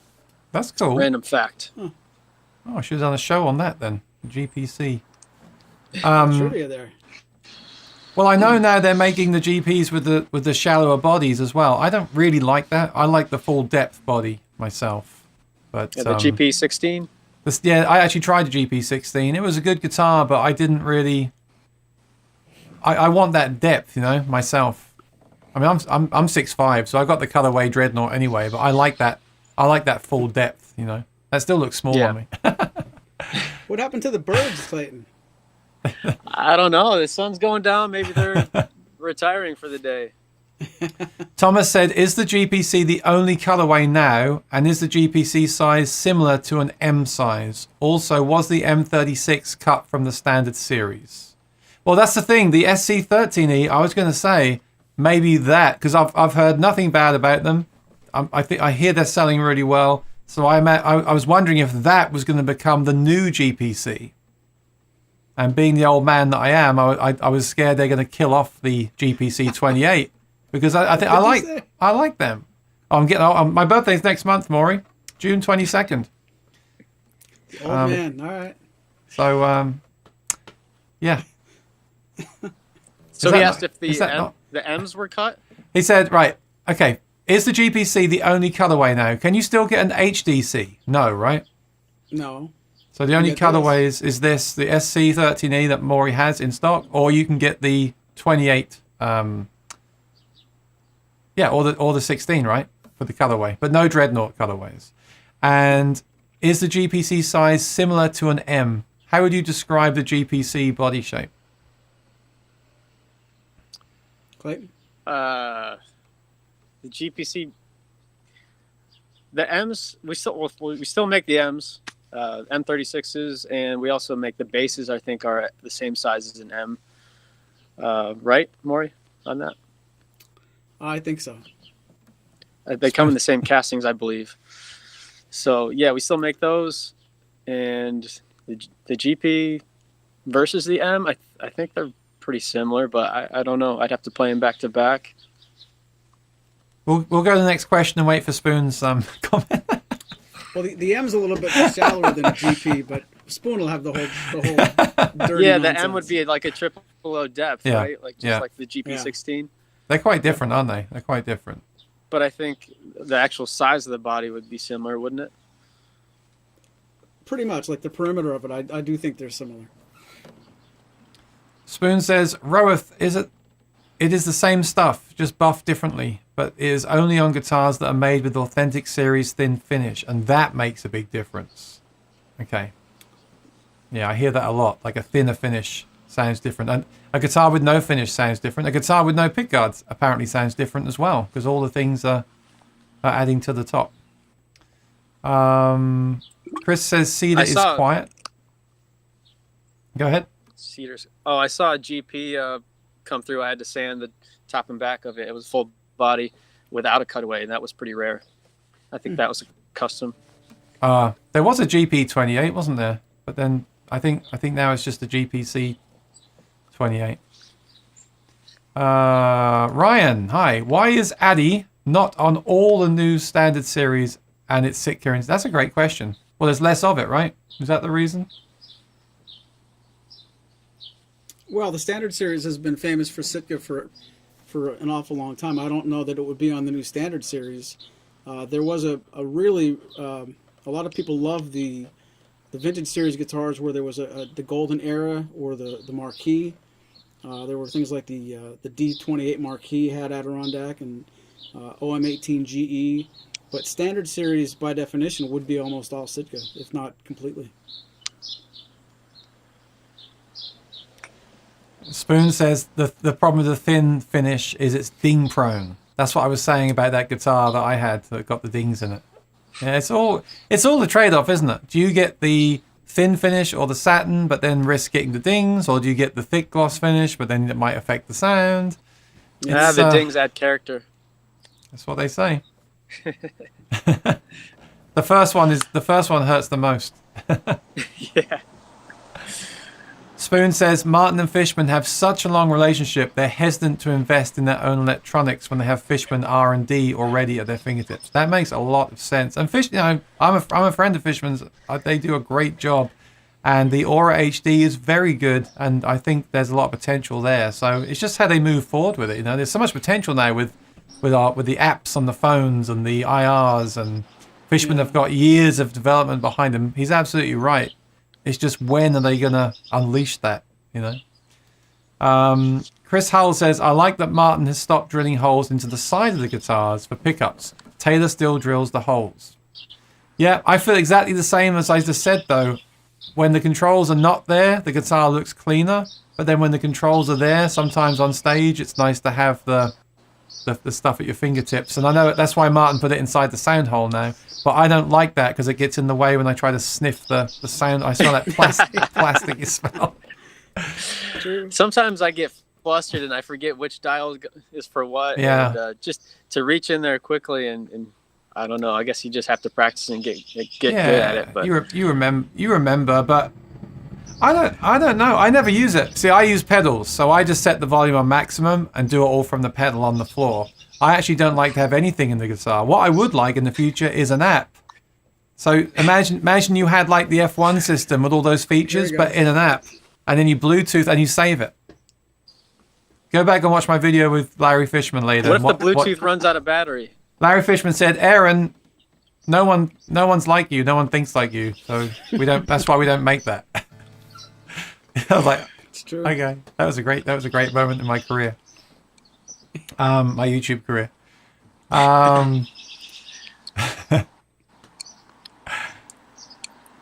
Jim says, I know that Taylor's new GT comes either with or without electronics. So it feels to me like Taylor is trying to move more into the full acoustic market.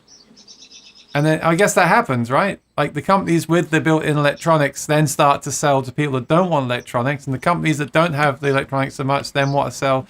It's just a constant circle, isn't it? Just to get, what you want new customers. Well, that's why Martin are making the SC13, isn't it? They're making a stage guitar for the new generation. Oh yeah. Yeah, I agree with that.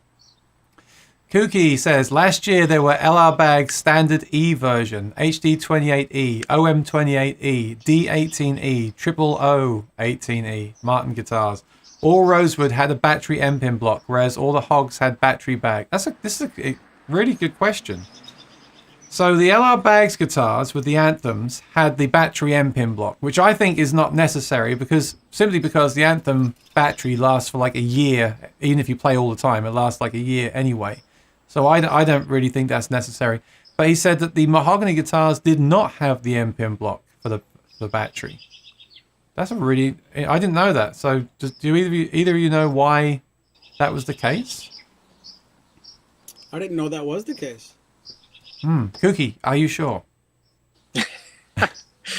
I mean, I'm almost sure, if I could not speak on the record or off the record, I thought we had guitars in both mahogany and rosewood when it was an E in the standard series. That was the you're talking about getting the battery access at the end. Yeah, like I think so. Yeah, I don't think that was exclusive just to rosewood, but I don't know if I can go and check because they're all sold. I'm trying to look to see if I can see a picture, but I can't. I can't see the N-pin pictures. Oh, here we go. I found one. The D18E 2020 had the M-pin block. So there you go. I don't know. He might be talking about a different model that didn't have it. Like I said, I love the idea when you're on stage of changing the battery, especially with like the Aura systems where the battery's like 30 hours. But the Anthem battery lasts. It's like the Trance. It just lasts so long. As long as you change it every kind of 6 months, you're okay. I guess you might forget to change it, and then you've got a problem. I don't know. It seems like on the Martin Guitar Owners and Friends, that Facebook group, there's a lot of people on there that said, I'll never buy anything with an E on it.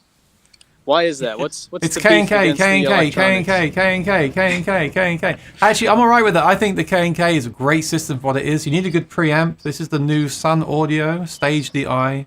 Works very well with the K and K. So if you've got a K and K in this, you can keep this outside the guitar.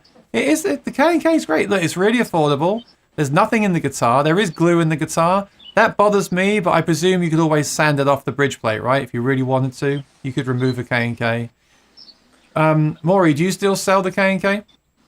Oh yeah, we do really well with them, and I do think they're a great option. Yeah, so I totally get why Martin. I think that's what it is. Martin fans want an authentic, vintage guitar with a K and K, so it's all retains its original thing, and you plug it. You know, it's fine. It's fine, and with a good preamp, it's fine. My problem, Clayton, is that I got K and K from Maury as well. I didn't really understand back then that it just picks up all that top, and you just need to have a preamp and a good EQ with it to control that stuff. So on this one, this is your best friend. They've got a high pass filter. So what it does is it goes up to 220. So everything under 220 hertz will get shelved off and cut away. That's where all that feedback comes from.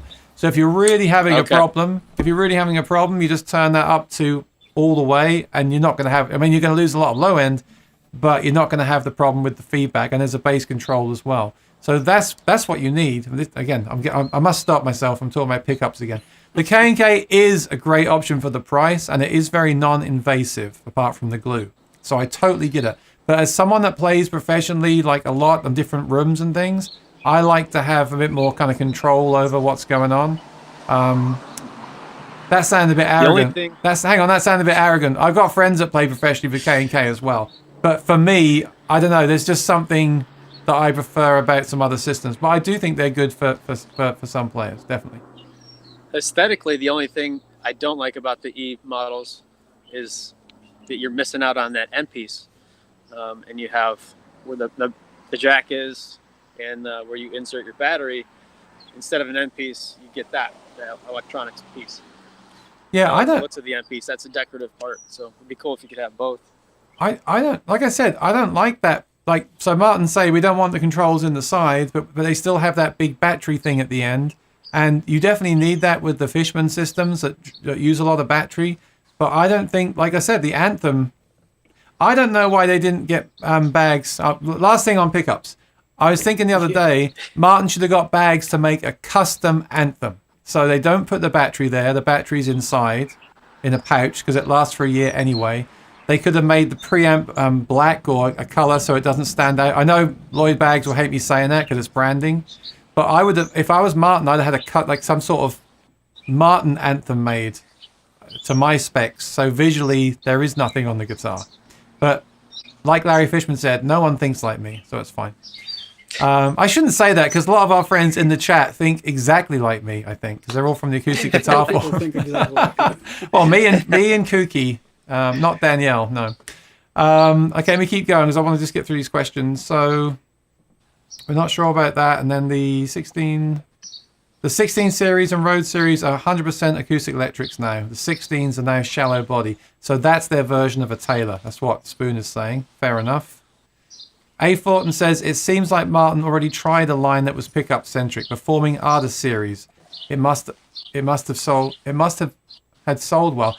Yeah, you're right. When I first got into Martin, they made all those performing artist guitars with the Fishman stuff on the side, and now they've kind of got rid of that, haven't they? So yeah, maybe people don't think like me.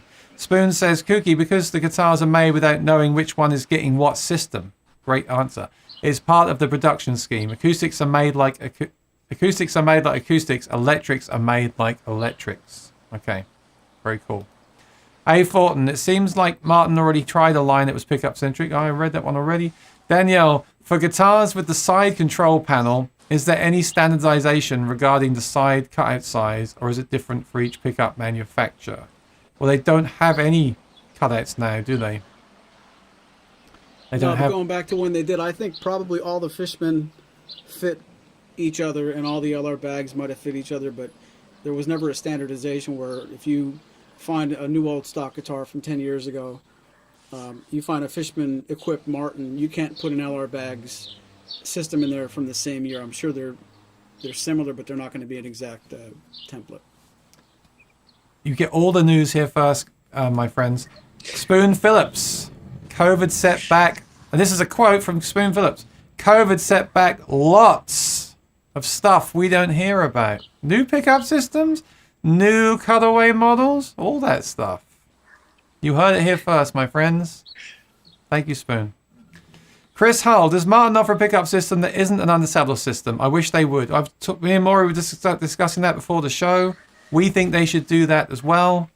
We'll see. I'll keep. Stay tuned. This is the place for all things pickup. Good question, Chris. I don't mean pickup trucks. I believe that Martin built the SC13E around the pickup, including dynamic size bracing and the shape of the guitar itself. Remember, it's only the first generation with many improvements to come.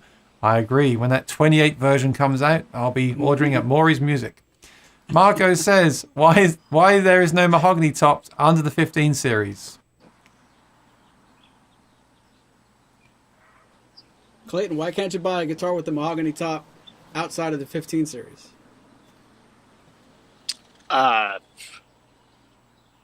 You can. It's a custom. You got to get a custom. That's the answer to everything. I don't know why. Custom. I don't know why. They just haven't designed a model with mahogany tops. Ryan, great point. Proprietary pickups like Taylor and Maton are often structurally invasive, like drilling through the top. If Martin did that, they'd lose a lot of their traditionalist market. Yep, I agree. That, like I said, in my opinion, Martin's focus is the acoustic guitar and then the pickup, right? And I think that's fair enough. That is what it is.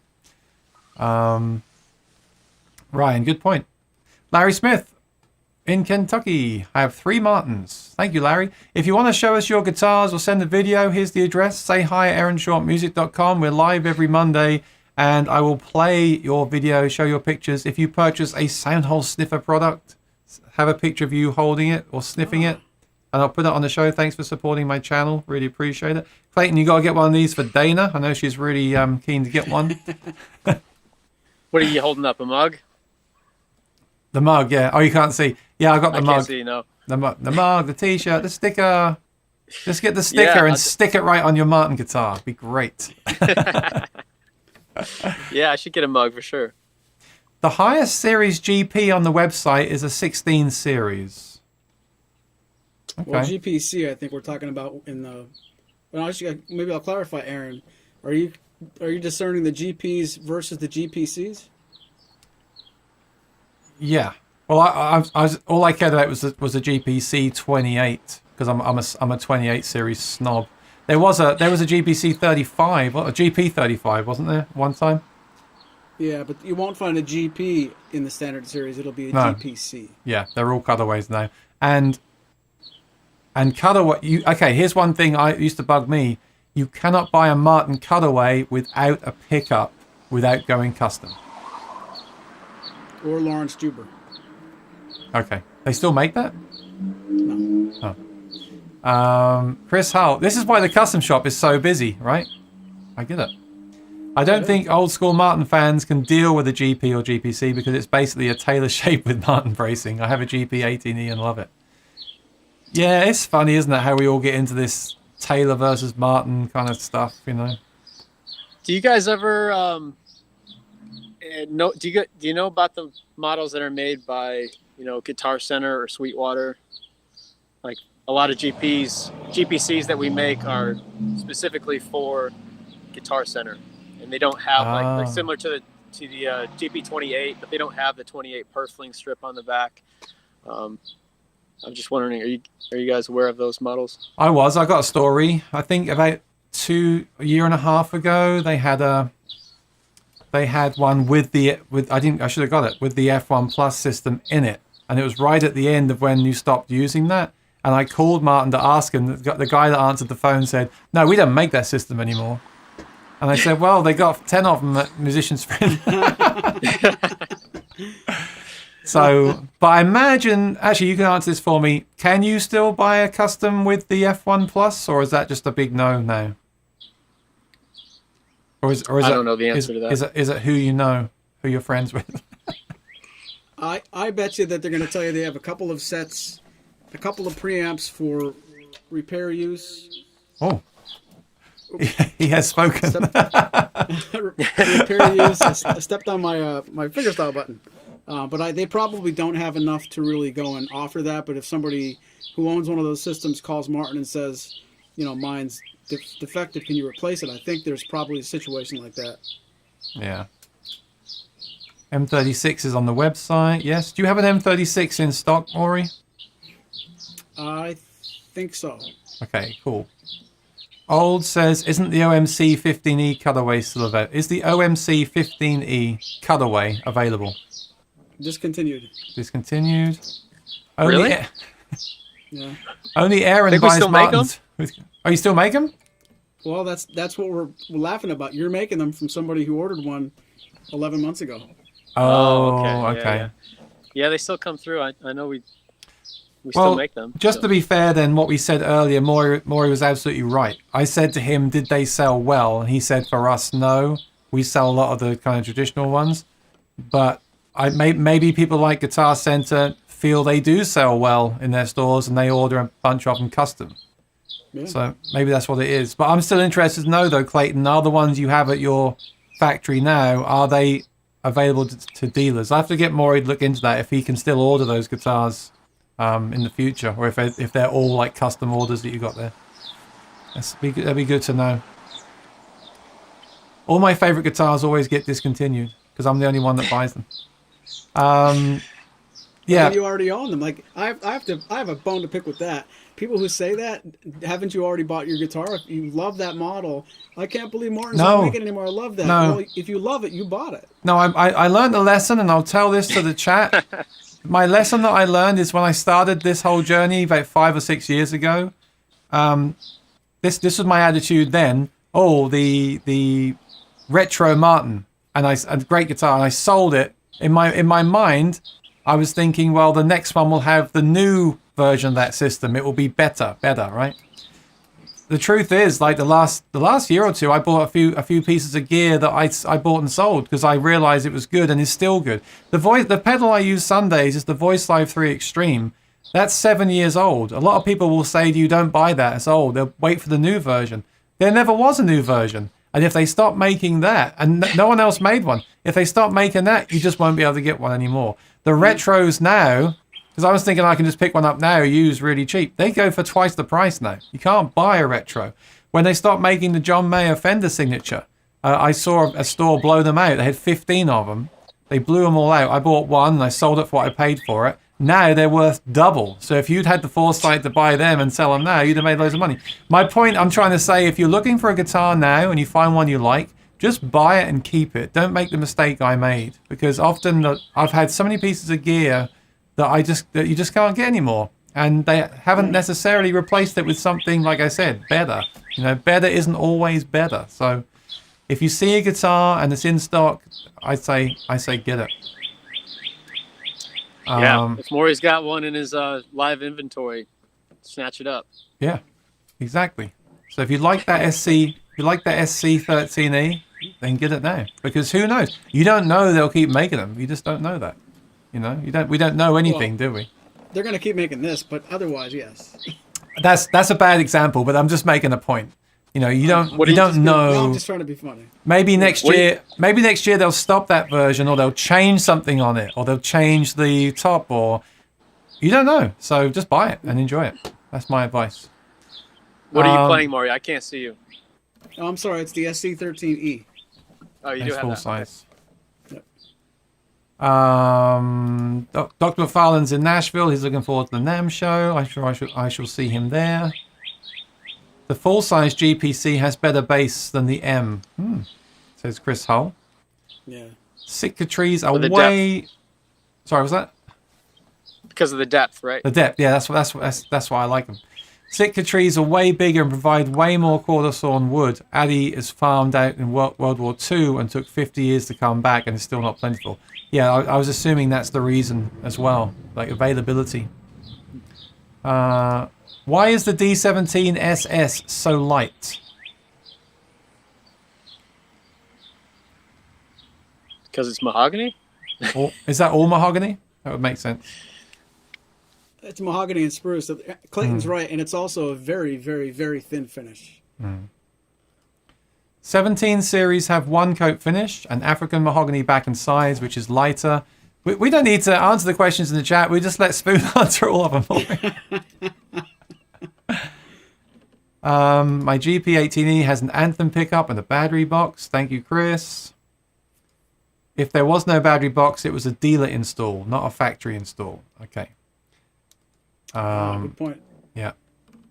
I think the Taylor 814 CE is a great guitar. Even Spoon gave it a great review. Controversy on Mondays. Actually, I got a question for Clayton. I was going to ask. I wanted to ask this today. Why does Dana not play a Martin guitar? I have a question for Clayton. Where did he go? I know. I think he's gone. I think his I've got a feeling his battery died, because that's what happens when people do these things on cell phones. And he was about to tell us who the new CEO is going to be of Martin Guitar. Tune in next week. Oh, just kidding. Yeah, I think that's what happened. So let me just go through the rest of the chat, and then we'll wrap it up. Oh, now he's really leaving. He's gone. He was disgusted at my last comment on pickups. There was no battery box. It was a dealer install. I don't know how we got on the subject of pickups. That was not my intention, to be fair. But this whole thing has become about pickups now. Doesn't matter. We're always there. Roslyn, Thomas Moore, I agree with you and Spoon about the Taylor. We've got some Taylor fans here.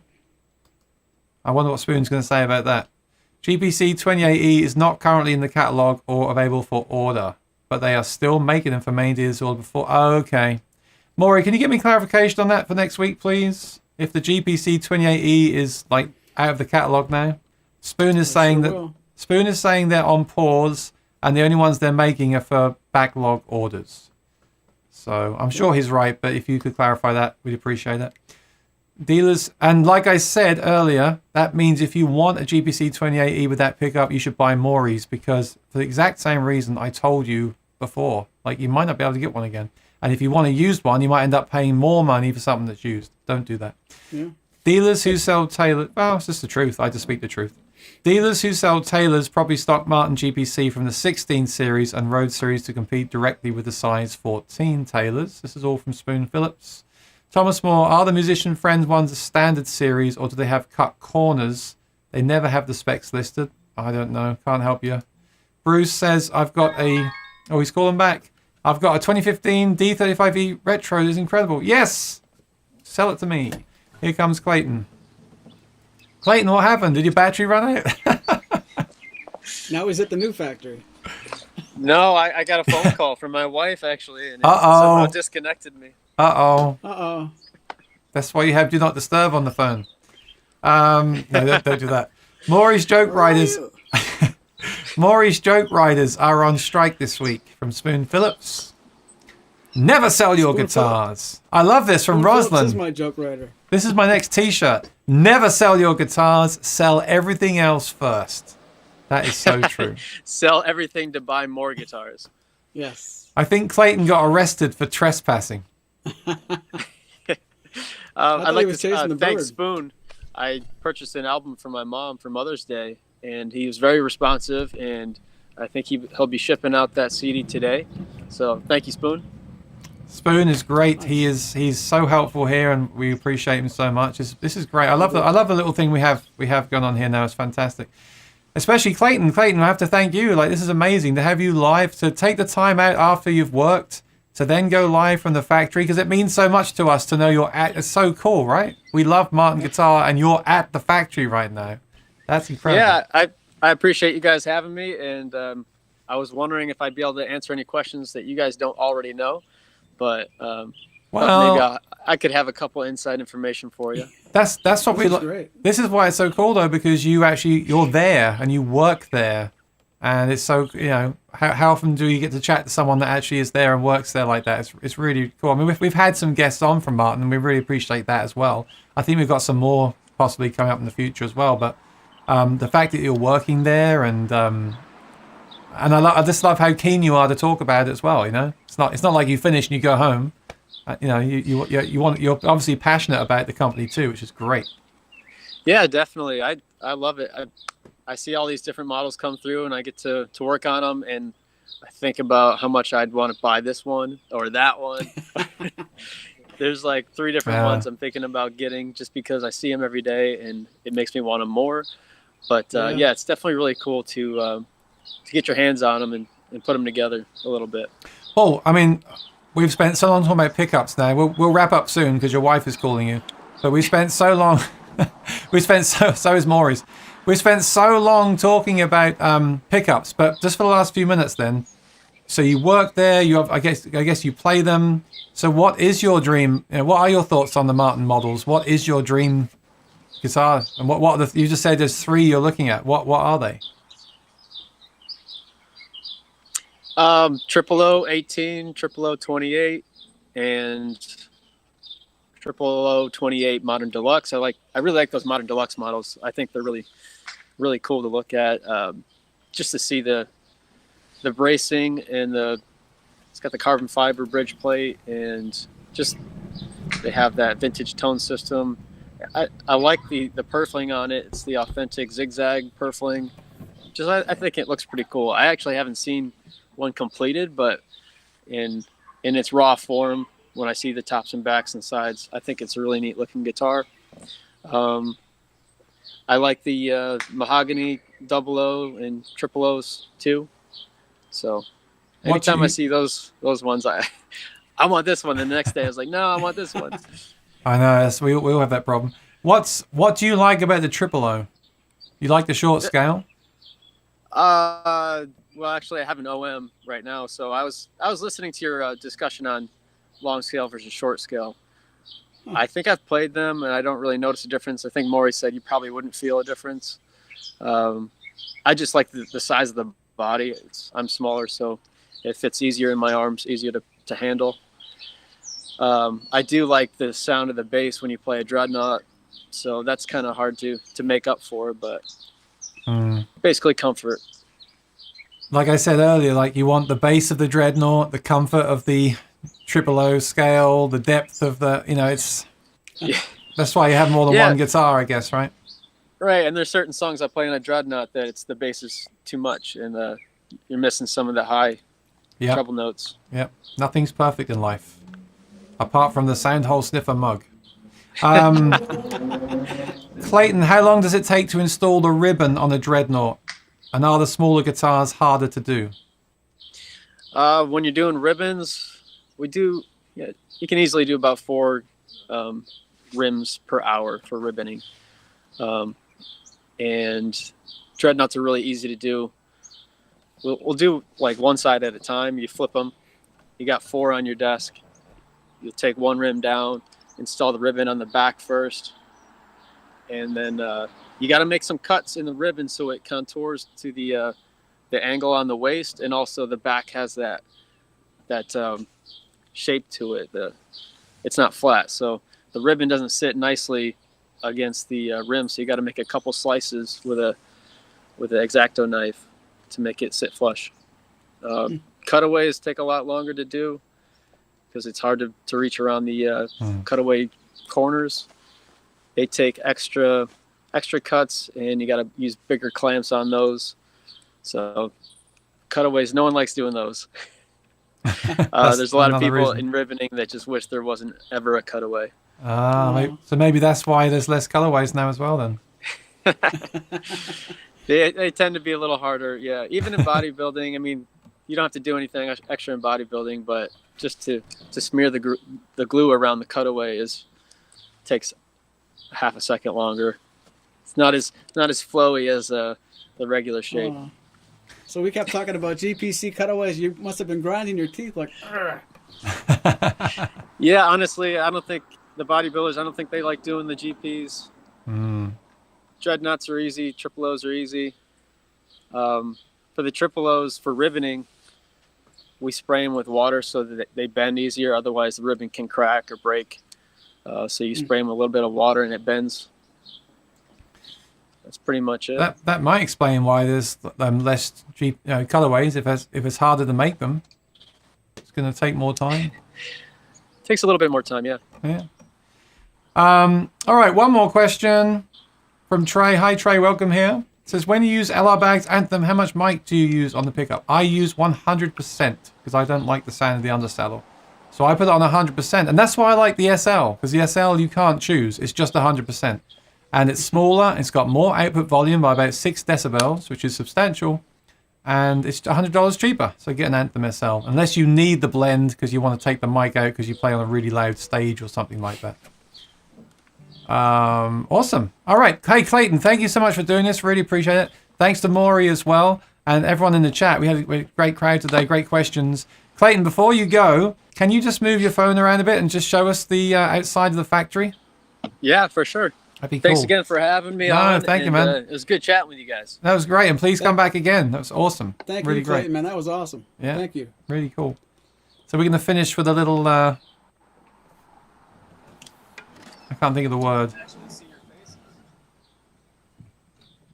There's the water butt. Hang on. Ah, there we go. Wow, it's just like being there, Maury. Awesome. So the original factory was quite small, wasn't it? In comparison. Oh, yeah. It's like Yeah, the it facade is. on the new factory. What is that? Is that a house or is that part of the factory? I think it's like it's owned by the same. I think it's part of it, but I don't know the details on that house. Maybe that's where Chris, you know, the Martins live. I've been in it when what's that called, the festival they have in the summer, Maury, that you go to all the time? Martin Fest. Oh, Martin Fest, yeah. Martin Fest. I've been in there just before that Martin Fest, and I applied to win one of those guitars they have for raffle. And it's a really cool old house.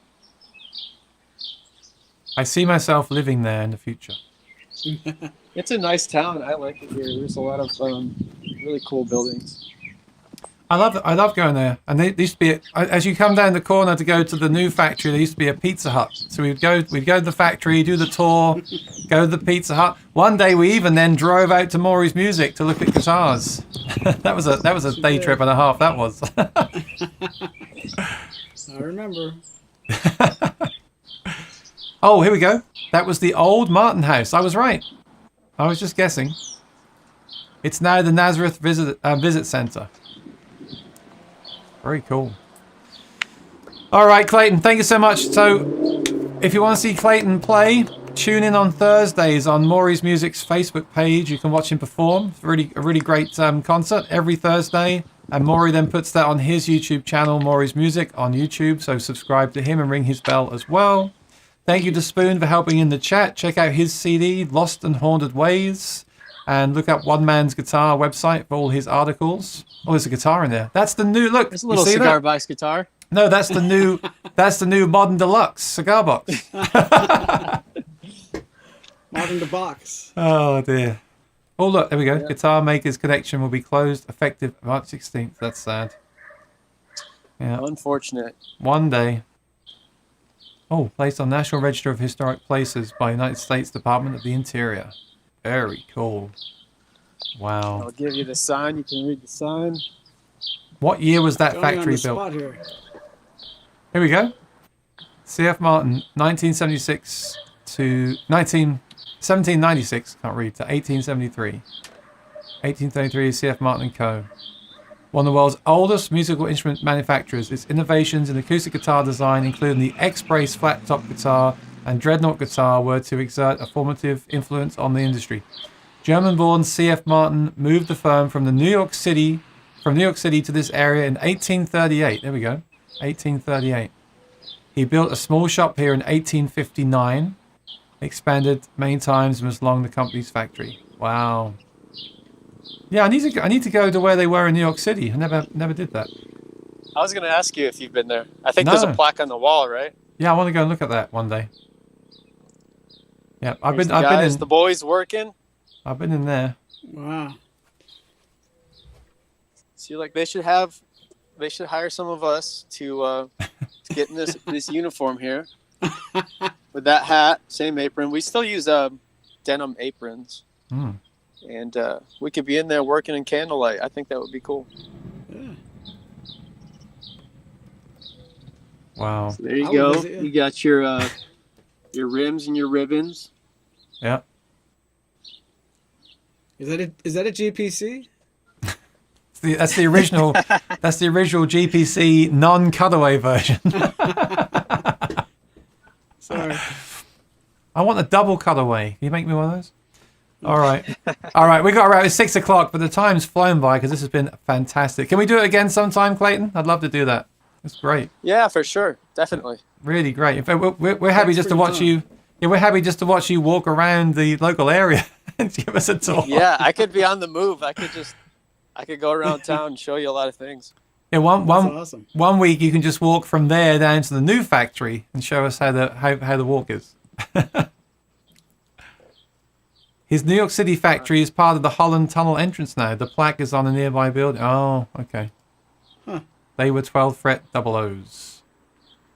I'll give you a look at the front, and then I'll let you go. Yeah, thank you. We appreciate it. Oh, it's for sale. Oh, make an offer, people. If we all chip in $10, Maury, we can buy the Clayton Ayers Realty now. Look at this. one for it. That's cool.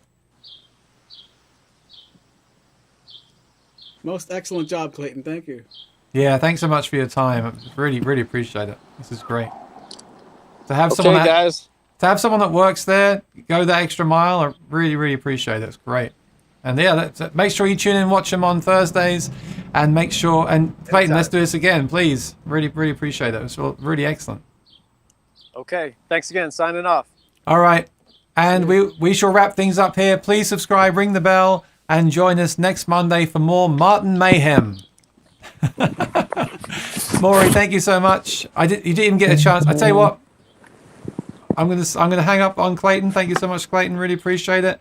And to play us out, let's have Maury on the SC13E, which is available from Maury's Music right now. And Maury, I'll see you next week. Thanks for your time. Thank you, Aaron. Thank you, Clayton. Thank you all for watching. Awesome.